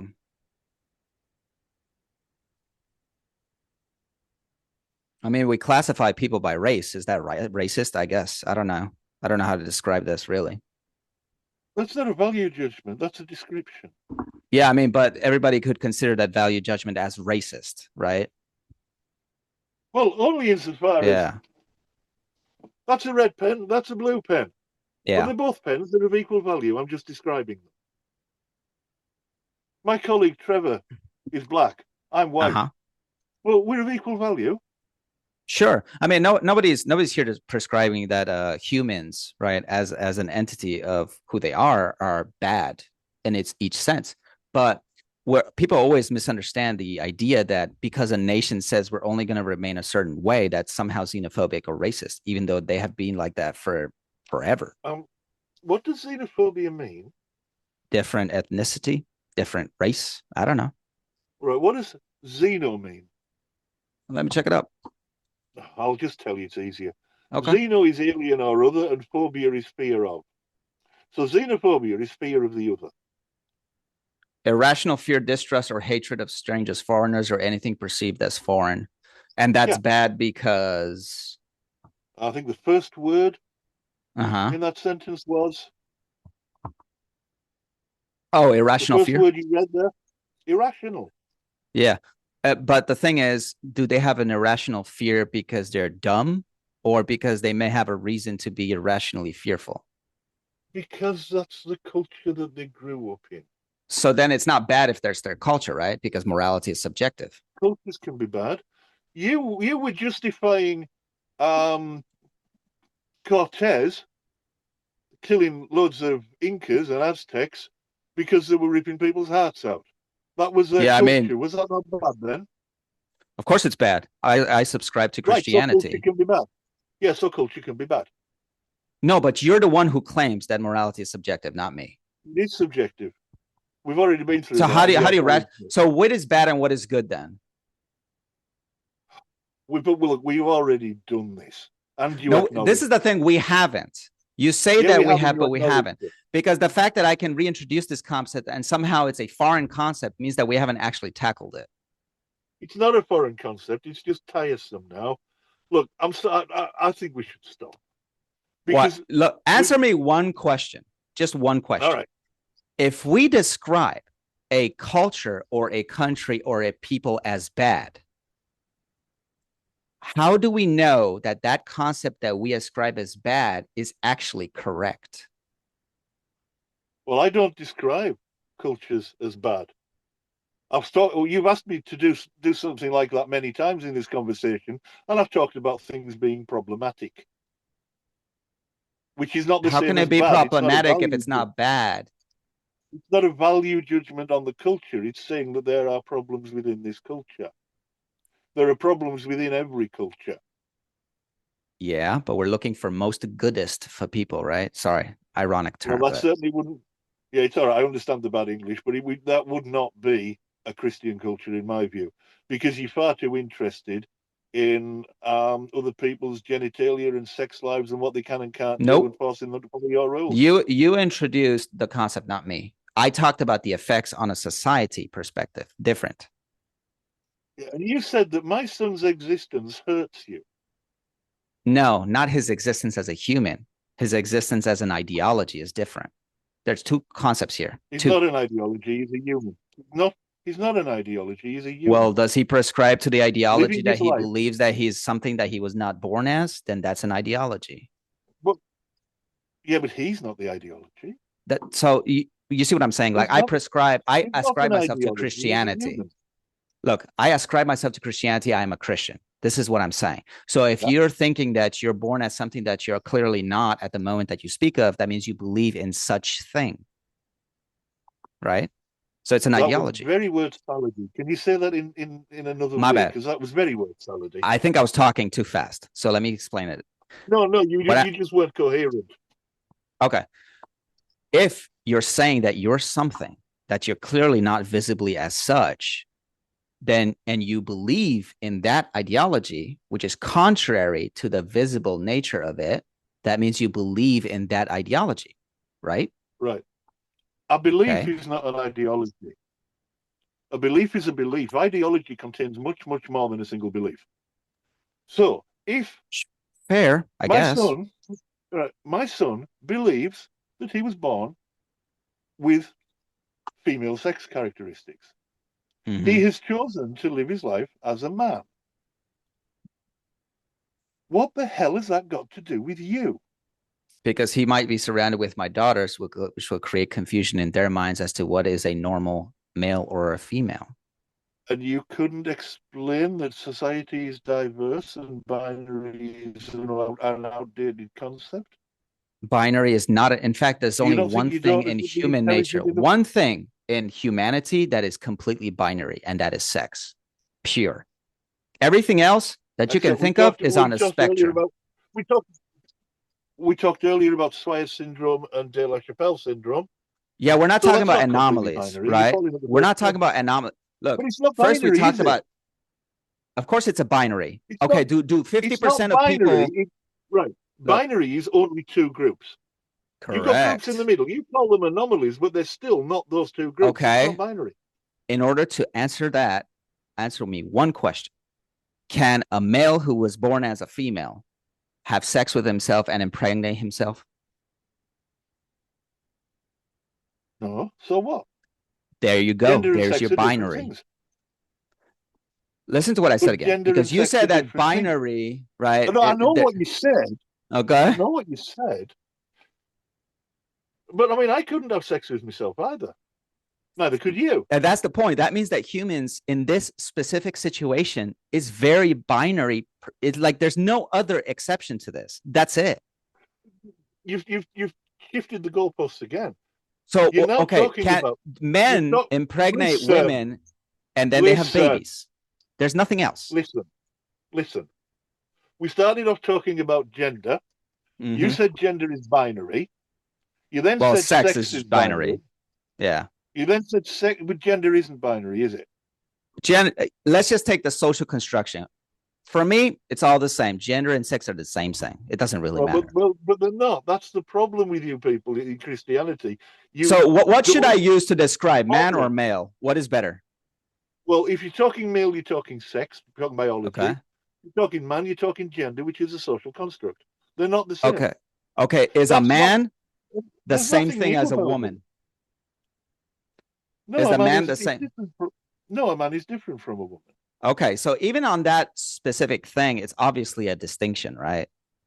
Yeah, of So course it that is. means if we boil it down to the natural sex chromosomes, that means that only men, sorry, males can impregnate females and not the reverse, So what? humanity wise. So that So means what? that in the term of human concept, the only thing that is truly binary is the sex chromosomes. Every Yeah, because the anomaly rest. is not part of Yeah, the because spectrum. You cannot include that in yeah, the spectrum. because the gender isn't Mhm. binary. Okay. Do you structure passports on gender or sex?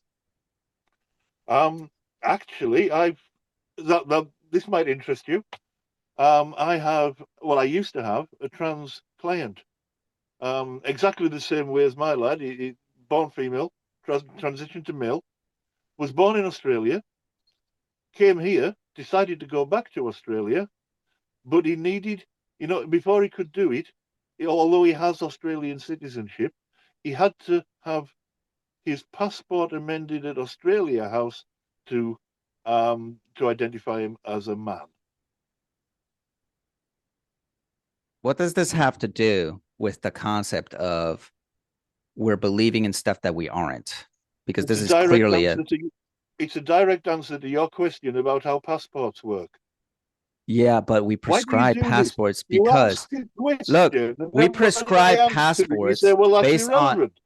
we prescribe passports on their birth sex because that's how the birth certificate is made. You know that, right? You bring your birth certificate to get the passport. Well, you do. You do in your country You're because one of the telling me very you first, don't in bring fact, your I think it birth was the first. certificate? I can't believe that. Whatever. I'm I telling guess you different. that in your country, I think it was the very first. It was the very first executive order by Trump was to say that there are only two sexes.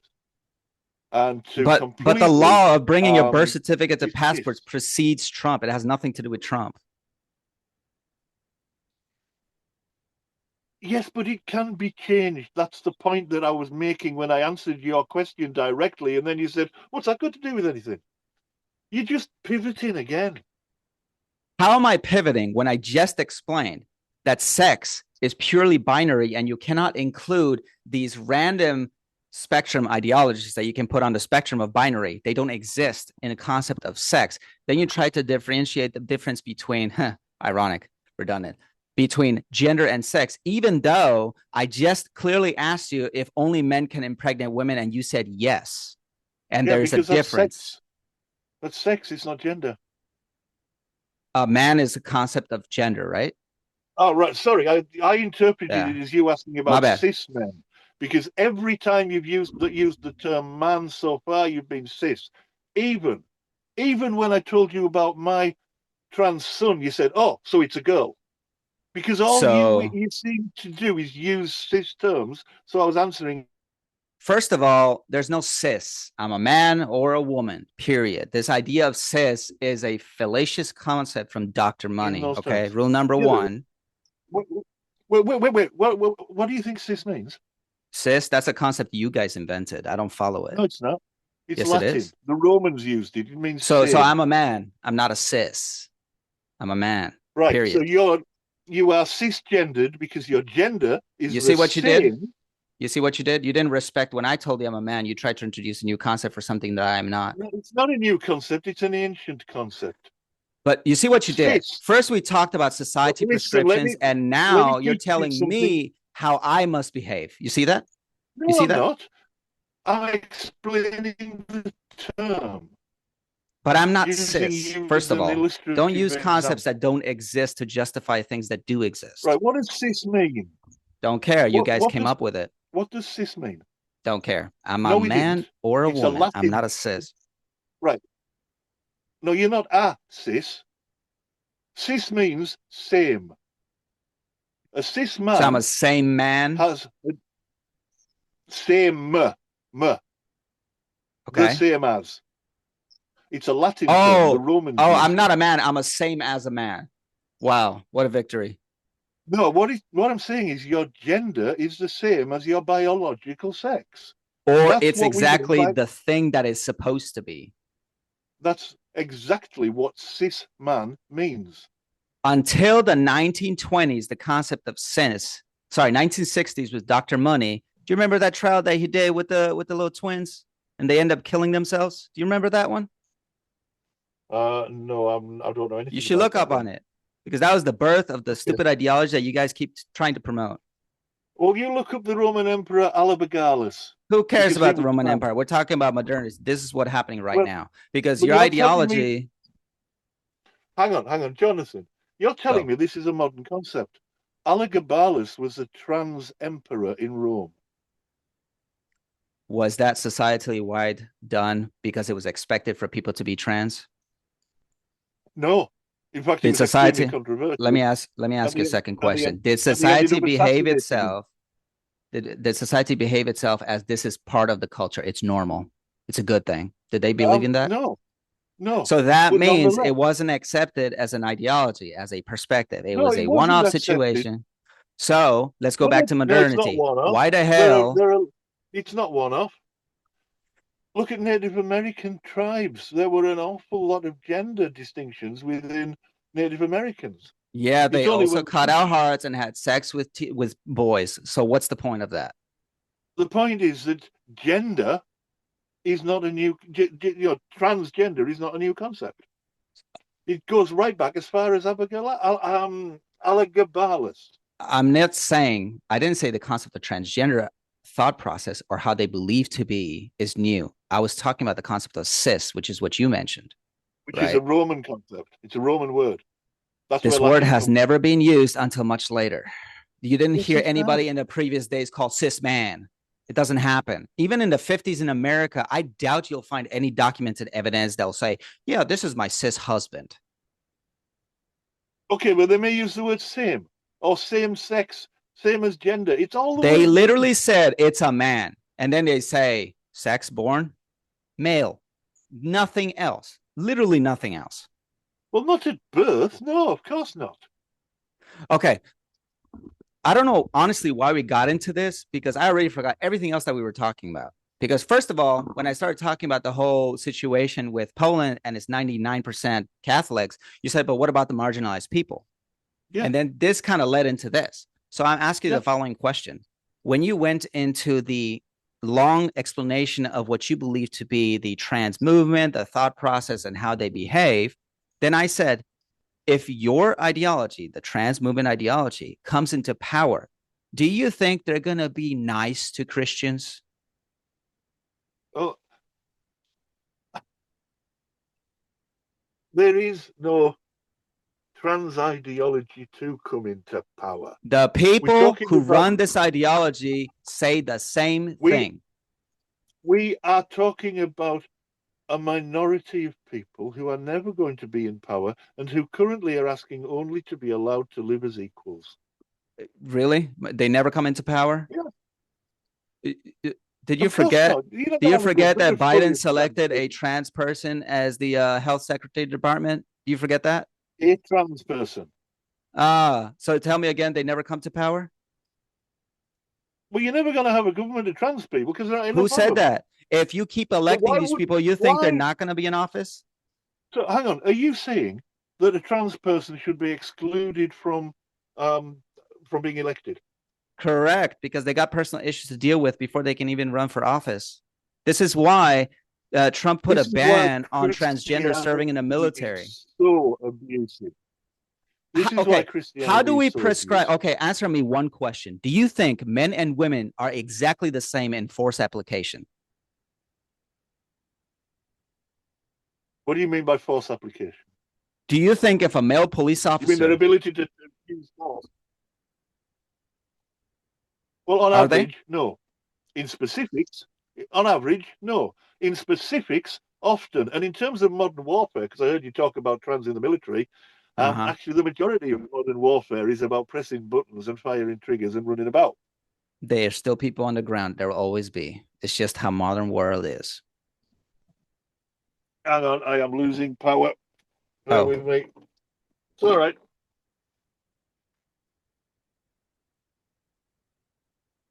That's done it. we're good? Yeah, I've been talking that long. I've used a full charger. I've just plugged in another one. I forgot. You're like in a, are you like in a van or something? I'm in a caravan, yeah. Oh, dude, one day I'm gonna get one of those. It looks fun because America's huge, so you can kind of drive through it. Maybe one day. Yeah. This is where I am when I'm working because I work away from home. So I got you. Um, but anyway, you said about the specifics. Continue. The the um the the women and men specifics. yeah, I mean I don't see that it matters particularly who is the strongest. But Mm-hmm. go on. Why did you ask me that? So this is the thing. Who do you think enforces the rules and laws? Is it men or women? I think it's both. How? How do you explain that? Okay, let me rephrase this. Who enforces that the Constitution, the Bill of Rights, essentially gets enforced, and if they don't, they go to prison? Well, that Like would which be government entity? well, that would be the judiciary. Well, it's passed down to who? The enforcement arm, which is like the police, maybe the It's the FBI, police. Yeah. CIA, and Yeah. who are the majority of those people? I genuinely don't know in your country. I don't know. It's men. It's men. It's about 90% men. Okay. What So sex is now, your what? what sex is your uh oh what's the term you use? Your chief lawyer. We would say attorney general. I don't know if you use the same term or not. Who? Your attorney general. I actually don't Your know. I chief haven't heard lawyer. about. I'm pretty sure Um, she's female.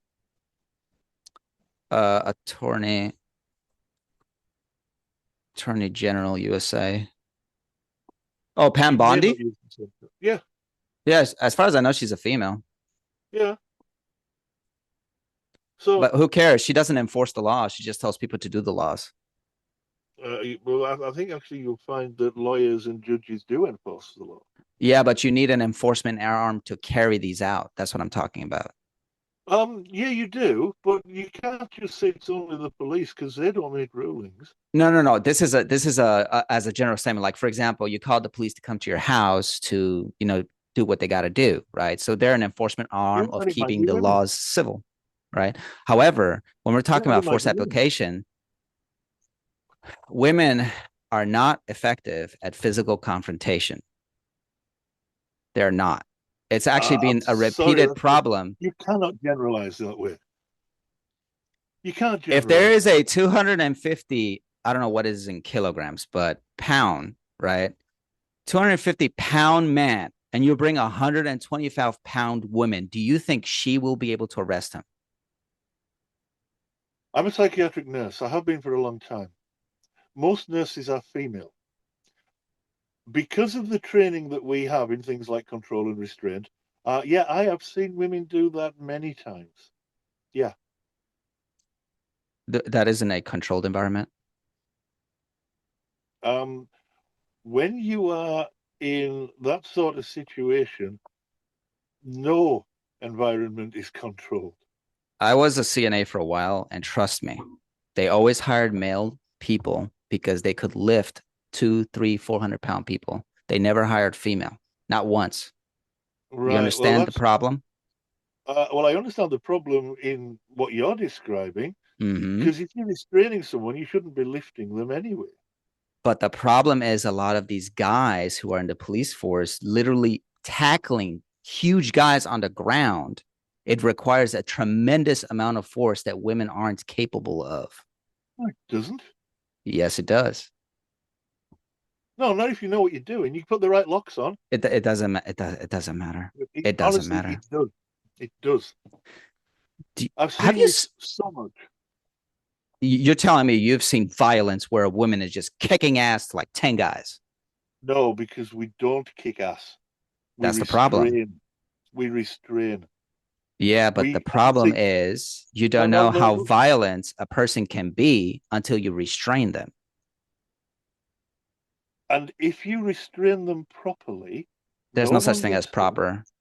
There's really no such thing as if the Right, if the right. criminal if the Did you criminal have is any? gonna. Did you have any training in restraint? Yeah, I was in the military. Right. Well, then you know how to restrain. You punch first and knock them out. That's how you restrain people. No, no, that's not restraint. We don't hurt our patients. We I'm not restrain them. talking about patience. I'm talking here about force Well, it doesn't application, matter. They're police still force, people. FBI. There's That's not what I'm talking right. And about. what We're you're not not talking about people right. who are in a psychiatric If you situation need, where. yeah, but if you need to restrain someone, Mhm. you don't have to hit them to do it. Well, sometimes you may have to resort to violence. Sometimes it may be so.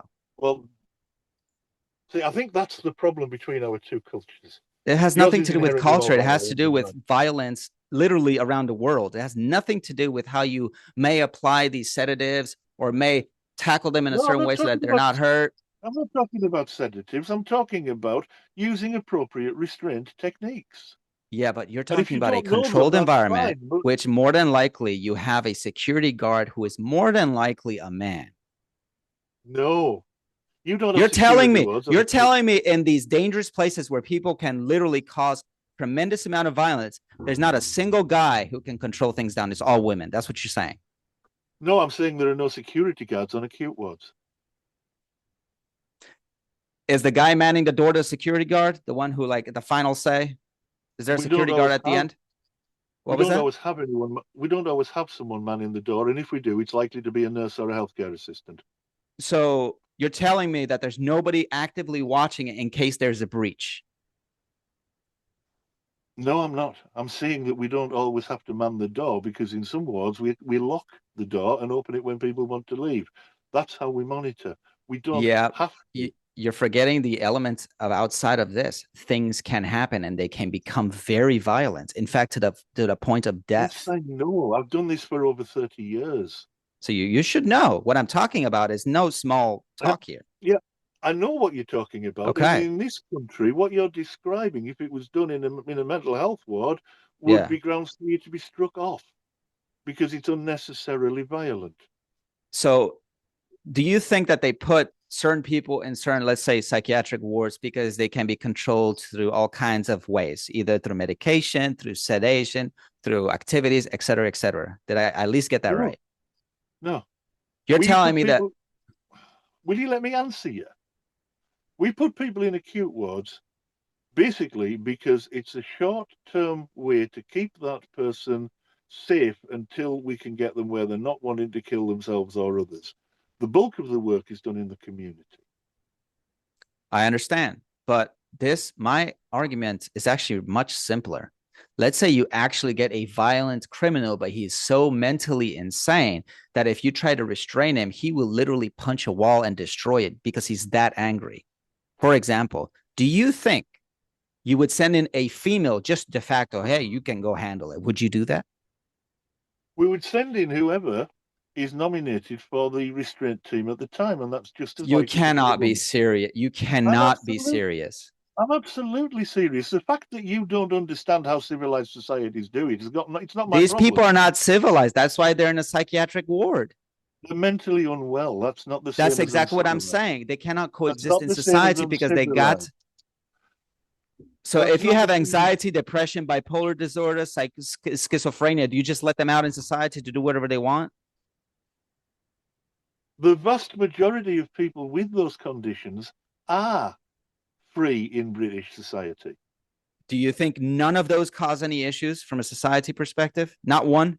No, I don't think that at all. That's why people like me do the jobs that we do. I'm a And community I psychiatric appreciate that. nurse. But you have to understand the concept that I'm trying to relay here is that when people are technically a danger to society, because that's why we institutionalize a lot of these people, is because we consider them a threat for the general public.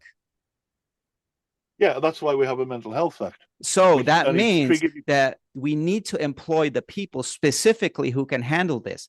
And the problem Yeah, that I'm we do. referring to is most of the time, when you get extremely violent people, you never send women, ever. Well, you don't, because from what you're describing, your Oh my approach God. to restraint is basically battering them. Our No, I approach, didn't say that. I did say, well, you said you however, punch first. That's battering them. well, what was the context? What did I say? That they were violent, right? Yeah, and you said that you punch them and then restrain them. Yeah. So in the military, if somebody's being violent, that's because they've exceeded a threshold of you cannot negotiate anymore. That's why. And if it's on a psychiatric ward? Well, that's different. I mean, it's a mental health hospital. There's a lot of things that you have to talk about, but the concept still remains. If someone is So you still extremely punch them. violent and is bigger than a female, even bigger than a lot of males, do you think you're going to send in a female? I'm going to send in the team that's being allocated at the start of the shift. But you need strength. Grip force is stronger, 20 to 30% higher in men No, than no, women. you need to understand how joints work. It what does me understanding exactly how your psych word works with the No, concept of force joints. application? You need to understand how joints work. You're talking about the specific of what you're trying to describe. But the problem is you're not contending with my argument, which is you will still need a force applicator. But it doesn't have to be a big bloke. It could be a woman. No, my case scenario was the following. There's only two sexes in the world, men and women. When you send these people into the most dangerous situation, the worst people from an outcome perspective to send is women. You know that, right? No, I don't know that. Then why do we sacrifice men in war? Why do they always go to the front line? Why did 400,000 people died on the beaches of Normandy? Why? And they were all men, by the way. Yeah, I think we've come a long way since It the doesn't days of contend men. with my argument, man. Yes, it does, because we've learned an awful lot about gender equality, and we've learned an awful lot about, for example, in terms of restraint. It's very clear that I'm assuming you represent American mental health care because you worked in it. It's A little very bit, yeah. clear that you don't know how to restrain safely. That does not surprise me greatly. We do it Okay. differently. How exactly are you supposed to tackle a person with a knife actively stabbing another person? I would need to train you to do that, and I'm actually not qualified to It's train not you. that But complicated, man. It's not that yes, complicated. Okay, We need to do let's safely. say that same person just got stabbing the other person, and then straight comes from you, and you're the only person in that area. What do you do? Well, there are a number of techniques that we could use around control and restraint, or around a thing called breakaway. You got 10 I'm trained up. seconds. Yeah, that's easily enough time. I'm trained Are up to you sure riot about control. that? Yeah, I'm trained up to So riot control. Yeah. you do understand that the chance that that person will stab you is about 80 to 90%, right? It, it, and would it be any higher if I was a woman? Yeah. Actually, yeah, it would be. Can't say that would be terribly high. There's not a lot, not really ready for that to go. Even if we reduce the numbers to 60-70, right? 60% Well, men, which is it? 70% women. Which is it? What? Oh, because it's Well, you just America, told me I it would was 80 shoot to him. 90. I would shoot him. End of story. No, see, we don't have guns. No, I get that. But you guys have an epidemic of knife issues, right? So we have an epidemic of gun issues, right? So in the opposition, right? We're talking here, if someone has an We, active knife and I have a weapon in the United States, I don't ask questions. I saw the I said, crime, no. end of story. Right. Can I tell you what, over these two conversations, can I tell you the impression that I've got? Okay, I'm listening. You're not going to like it, but I'll tell you anyway. Go ahead. First one, I don't think you're equipped for these conversations, which is why you keep pivoting. What? You try really hard to take everything down, not just the trans argument, but all sorts of things. You try to take it down to a false dichotomy, which you Mm-hmm. can then use to build a straw man to argue against. So I don't think you're equipped to do it.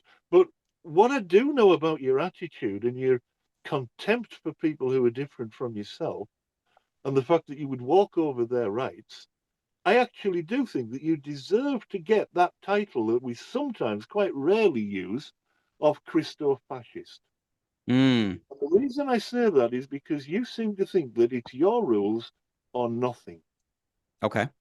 And to me, that's just appalling. So that's my view of you. You are welcome to respond with your view of me if you like. Is this like the closing statement? It will be for me because I've had enough of this. We've been talking for hours in circles about nonsense. So my perspective of this is the following.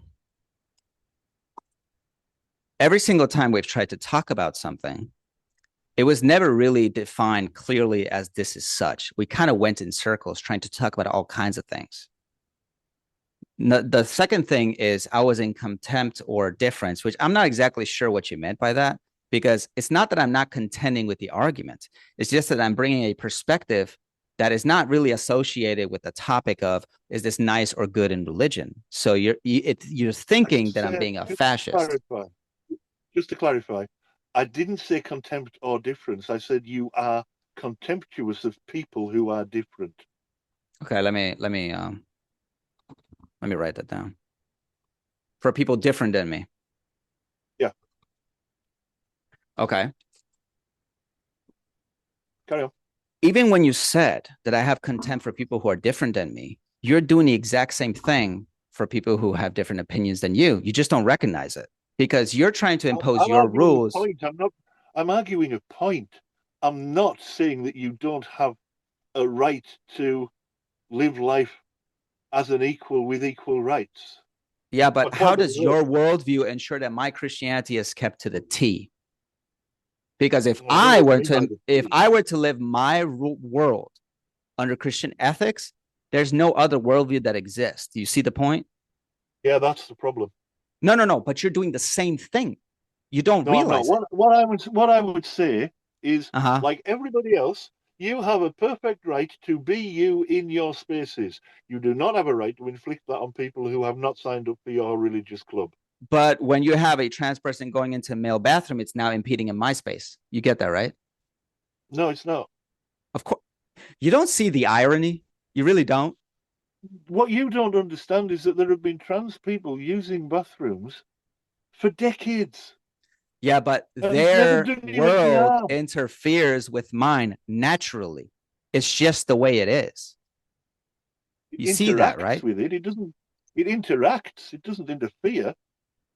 Of course it interferes. You're seeing something that is not Christian, so it obviously goes against the ethics of Christianity. You get that, right? Because Christianity is all about making everybody live your way. Well, the funny thing is that more people are joining Christianity since COVID, so I'm not sure what you're talking about. What I'm saying is that you will not tolerate anybody living in any way other than Christian. No. I don't care if people leave. The point that we're arguing here is not that people join or leave. Living, not leave. Oh, my bad. You say, sorry, I didn't understand what you were saying. You will not tolerate anybody living any way other than Christian. Well, how are we supposed to structure a government that is basically equalizing everybody but equalizing nobody? Can't do that. That's just nonsense. That's that cliche that you still haven't explained. If the government says you have the right to do whatever, right, then naturally the people who say, even if it's not Christian, they say not everybody can do everything because it goes against certain paradigms of my perspective. You have a natural contradiction with its own people. Which is why I went at some length to explain the idea of tolerance, the social paradigm, and how that apparent paradox isn't really a paradox. But look, Stuart, you're gonna need some form of social prescriptions that come from somewhere aligned at the top, right? In order for that to happen, two people, let's say it's a full society, two people have to agree. The problem is those people will never agree. That's what I'm trying to tell you. Yeah, I know that we will. I'll certainly never agree with you about this stuff. So that means society has to either decide, if we are the representatives of society, society will either align with me or you. The difference is that both of our worldviews will have to be applied through something called force. The enforcers are the ones who ensure which worldview is put in place. That's it. Not in the overall generalized way that you're talking about. Stuart, there's no other way. There's literally no other way. Yes, there is. I do not need to force you to live like me. The problem is when your ideology goes onto a mass scale, your ideology, even if it's not fully atheistic, led to the revolution of 1917, led to the communist revolution. No, all of that. What happened? The October Revolution was due to the fact that the Tsar was living in luxury and the people were starving. It was also due to the fact that they'd just come out of the Sino-Russian War and that also they were getting stuffed on the in the trenches of the First World War for no good reason, and the people had had enough. That's got nothing to do with atheism. Even though they killed 30 million Christians, even though they killed 30 million Christians in Russia in 7 years, the worst happened later. You know what happened later? The famine, right? Yeah, and because of that ridiculous 5-year agricultural every single country that applied the godless ideology has had millions of people die. All of them. And isn't it a really good job that Pope Urban II didn't have access to weapons of mass destruction? I mean, they probably wait, what? Oh, we actually got the popes the wrong way around. We said Leo, but Leo the Ninth was the Great Schism. Pope Urban II, 1095, First Crusade. What a good job he didn't have access to weapons of mass destruction. Who cares? I mean, we have them today, but we're not using them because we understand that there's things that we probably should be careful about. I think it's going to be quite interesting as this thing with Iraq continues. What? Say what? Anyway, I think this Iraq situation is going to be interesting. We can talk about that. But anyway, my closing statement. My closing statement. Yeah. My thing is this. Even though we may not believe in Christianity as a general rule, we cannot really live in a society that is non-existent of religion or God or any sort of concept that is of higher power, because based on the higher power, we have organized ourselves historically. If you can give me any society who has survived for the past 100,000 years without God at all, I may give you some credos, but it just doesn't exist. Yes, you could also talk about the invasion from religious lands into non-religious lands, but who cares? The history is written by the victors.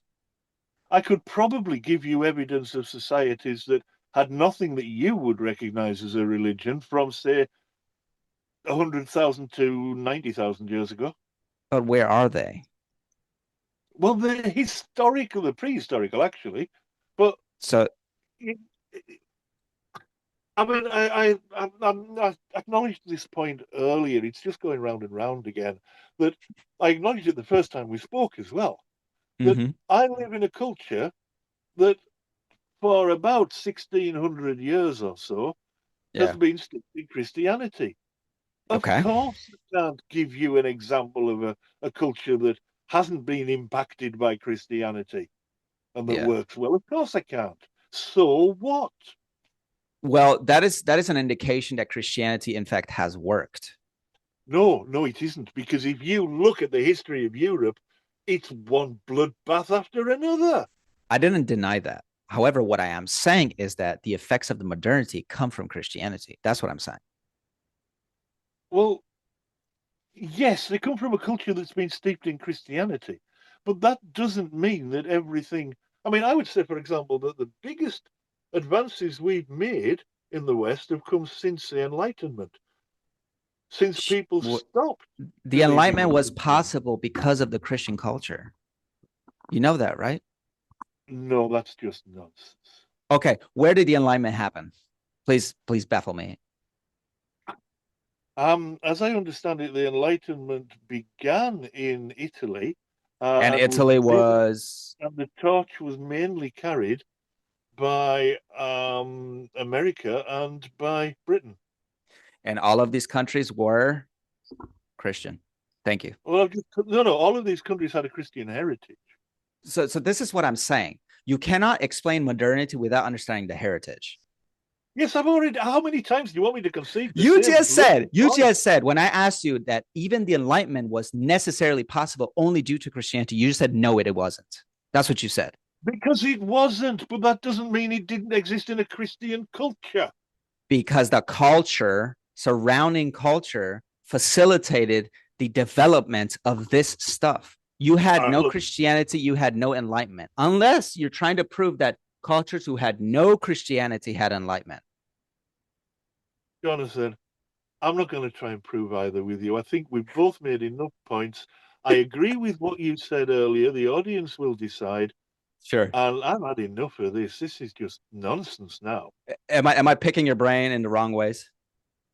No, you're just taking me round and round in circles. Because the thing why this sounds circular is because you can't seem to acknowledge the fact that things come from somewhere, right? No, it's just nonsense. This is presupposition. This is a presupposition argument. No, I'm not a presup.